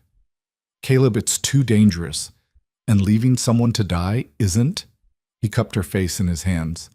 "I have to try. You know I do." She did know. It was one of the things she loved about him, his inability to ignore someone in need, even at great personal risk. "Then I'm coming with you," she said, reaching for her own coat. "Eliza, we're partners, remember? Together or not at all?" He wanted to argue. She could see it in his eyes, but he also knew her well enough to recognize a losing battle. They ventured out into the storm together, the rope their only lifeline. The cold was immediate and brutal, stealing breath and numbing exposed skin.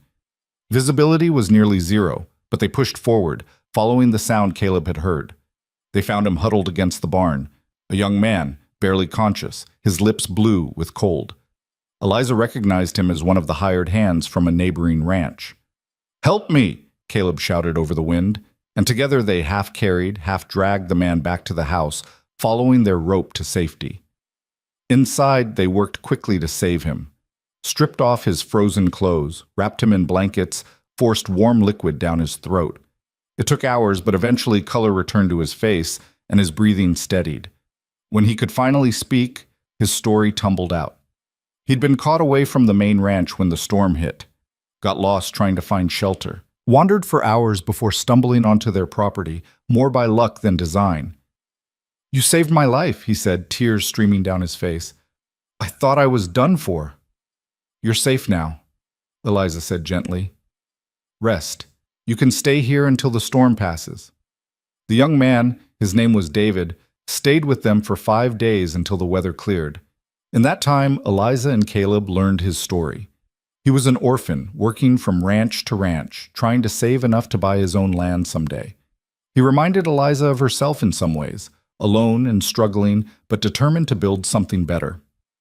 When the storm finally broke and David prepared to return to his employer, Caleb made him an offer.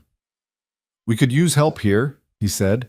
"Someone young and strong who knows the work, pays fair, and you'd have your own room in the barn. It's not much, but it's yours."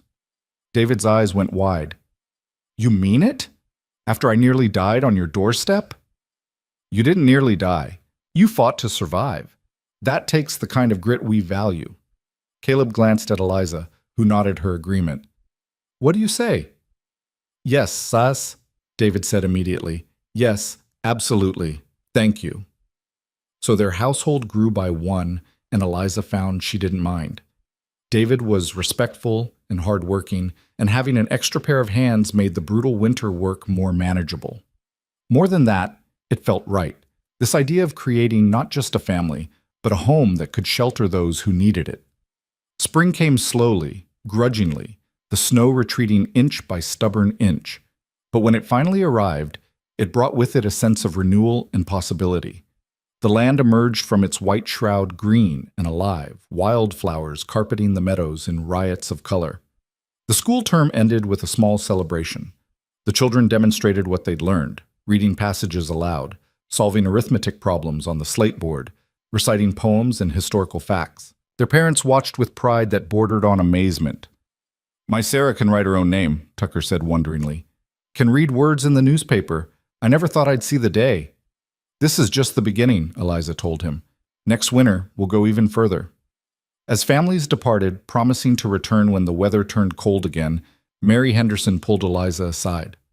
I have news, she said, her eyes twinkling. The territorial government has approved funding for a proper school building, to be built right here, central to all the ranches. And they want you to be the official teacher, with actual pay. Eliza's hands flew to her mouth. What? Really? Really. Your work this winter impressed a lot of people. Word spread. They sent an inspector to observe, and his report was glowing. Mary gripped her hands. You did this, Eliza. You showed them what's possible out here. The news felt too big to process. Eliza had taught for the love of it, never expecting recognition or compensation. But the idea of a real school, a permanent institution that would serve generations of children, that was almost overwhelming. She found Caleb working in the corral and threw herself into his arms, babbling the news. He laughed and spun her around, his joy matching hers. A real teacher, he said. My wife. The real teacher. It doesn't seem possible. None of this seems possible, but it's happening anyway. That summer was one of hard work and deep satisfaction. The school building went up quickly, the entire community contributing labor and materials. It was a simple structure, one large room with windows on all sides to let in light, a good stove for winter, and real desks built by the various ranchers, each carved with the same care Ben had shown on Eliza's first desk. While the building rose, Eliza worked with David and Caleb to expand their ranch operations. The cooperative meant they could take on larger projects, breeding better cattle, improving irrigation, experimenting with new crops. The ranch that had been Caleb's solitary domain was becoming something bigger, more ambitious. One evening in late summer, as they sat on the porch watching the sunset, Eliza felt a familiar flutter in her stomach. She'd been feeling it for weeks now, accompanied by other small changes she'd been too cautious to acknowledge. Caleb, she said quietly. I think I'm pregnant. He went very still. Then he turned to look at her, his eyes searching her face. You think? Pretty sure. All the signs are there. For a moment, he just stared at her. Then his face broke into the biggest smile she'd ever seen. He pulled her into his arms, holding her so tight she could barely breathe. A baby, he whispered. We're going to have a baby. We are. He pulled back, looking suddenly worried. Are you happy? Is this what you want? More than anything, Eliza said honestly. I'm terrified, but yes. I want this. I want our family. They sat together as the sun sank lower, painting the sky in shades of orange and gold and purple. Eliza rested her hand on her still flat stomach, trying to imagine the life growing there, a child who would be born into this wild, beautiful place. Who would grow up knowing the strength of community and the value of hard work?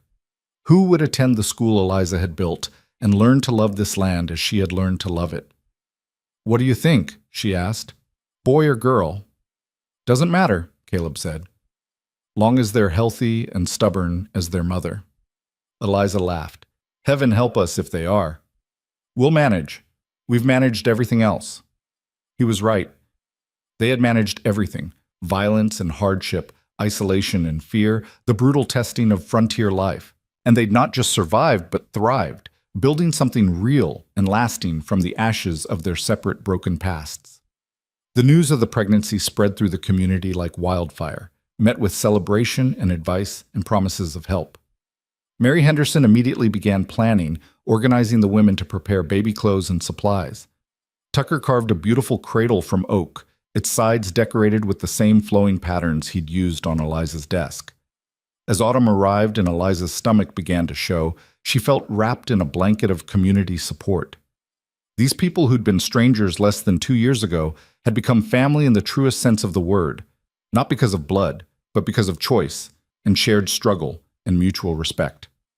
The school year began again, and Eliza taught for as long as she was able, finally stepping down in late January when her size made it difficult to move around the classroom. Another woman, Mrs.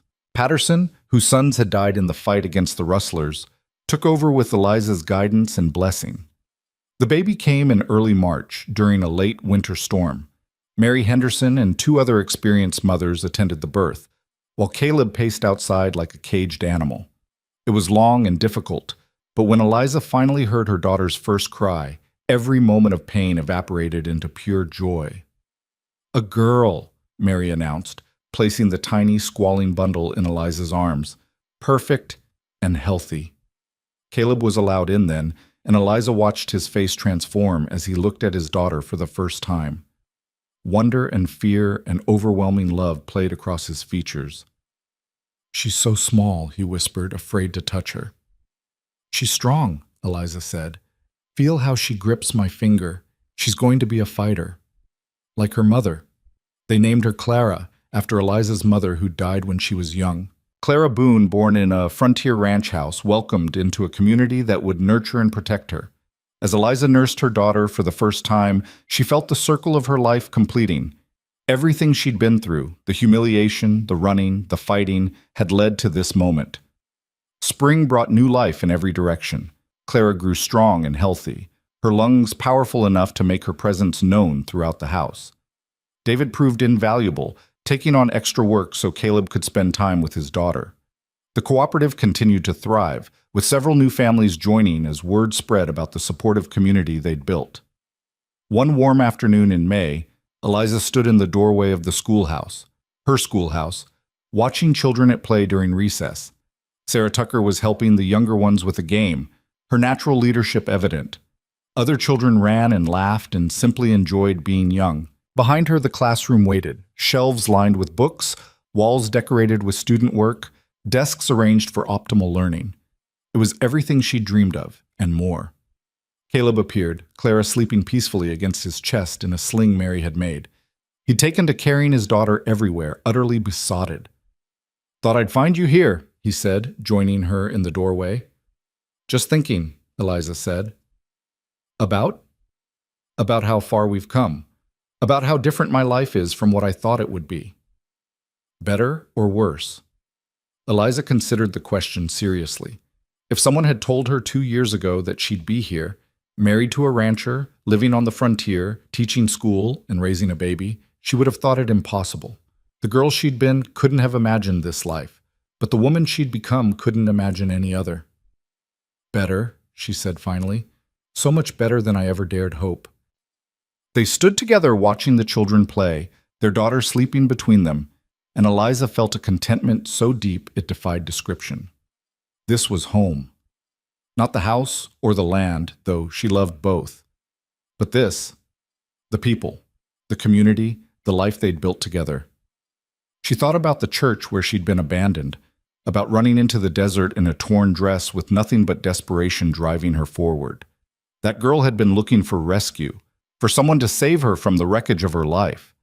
What she'd found instead was the chance to save herself, to discover strengths she never knew she possessed, to build a life based on her own choices rather than someone else's expectations. And in that building, in that choosing, she'd found something far more precious than rescue. She'd found herself. The years that followed brought their share of challenges, harsh winters, difficult summers, the endless demands of ranch life. But they also brought joy and growth and deepening connections. The cooperative expanded to include 12 ranches, then 24. The school grew, eventually adding a second teacher to handle the increasing enrollment. The community that had formed in desperation became a model for other frontier settlements. Clara grew into a bright, fearless child who could ride almost before she could walk.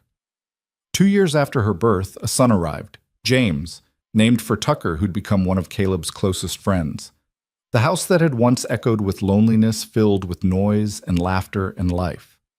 Eliza continued teaching, finding ways to balance motherhood and education. She loved both, found purpose in both. Caleb supported every decision, every dream, proving time and again that he'd meant what he said about partnership and equality. On their 5th anniversary, Caleb took Eliza back to the spot where they'd first met, the rock formation where she'd collapsed in her torn wedding dress, certain her life was over. They stood together in the dying light, watching the same stars emerge that had witnessed their first meeting. "Do you ever regret it?" Caleb asked, saying yes to a stranger's crazy proposal. Eliza didn't have to think about her answer.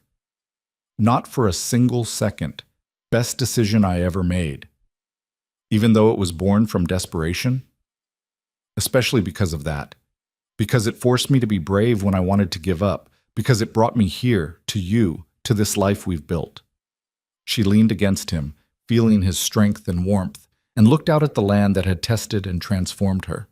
The frontier was still harsh, still unforgiving, but it was also beautiful and wild and full of possibility, just like the life she'd chosen, just like the woman she'd become. Somewhere in the distance, a coyote called to its pack. Closer by, their horses shifted and snorted, ready to carry them home. Home to their children, their community, their future. Eliza Carter had been left at the altar, abandoned and humiliated, with nothing but a torn dress and broken pride. Eliza Boone had built an empire from that wreckage, not of land or wealth, but of purpose and love and unbreakable community. She'd become a teacher, a mother, a leader. She'd helped forge a place where people looked out for each other, where children could learn and grow, where hard work and integrity mattered more than money or status. She'd become exactly who she was meant to be. And standing there under the vast frontier sky, surrounded by the evidence of everything she and Caleb and their community had built, Eliza finally understood the truth she'd been searching for all along. She hadn't needed saving. She'd needed the space to become strong. And in that becoming, she'd found everything: partnership, purpose, love, and a legacy that would outlast them all. The frontier had broken her down and built her back up, had tested every limit and revealed strengths she never knew existed, had given her a second chance and the courage to seize it. She wouldn't change a single moment, not the humiliation that drove her into the desert, not the desperate bargain with a stranger, not the long, hard days of learning to survive, not the violence that had forged their community. All of it had been necessary. All of it had led here, to this moment, this life, this unshakable foundation of love and purpose and belonging. Eliza took Caleb's hand, squeezed it tight, and together they mounted their horses. As they rode toward home, toward the warm lights already visible in the distance, toward their children and their future, Eliza smiled. She'd run into the wilderness with nothing and found everything. And she would spend the rest of her life grateful for every brutal, beautiful step of the journey.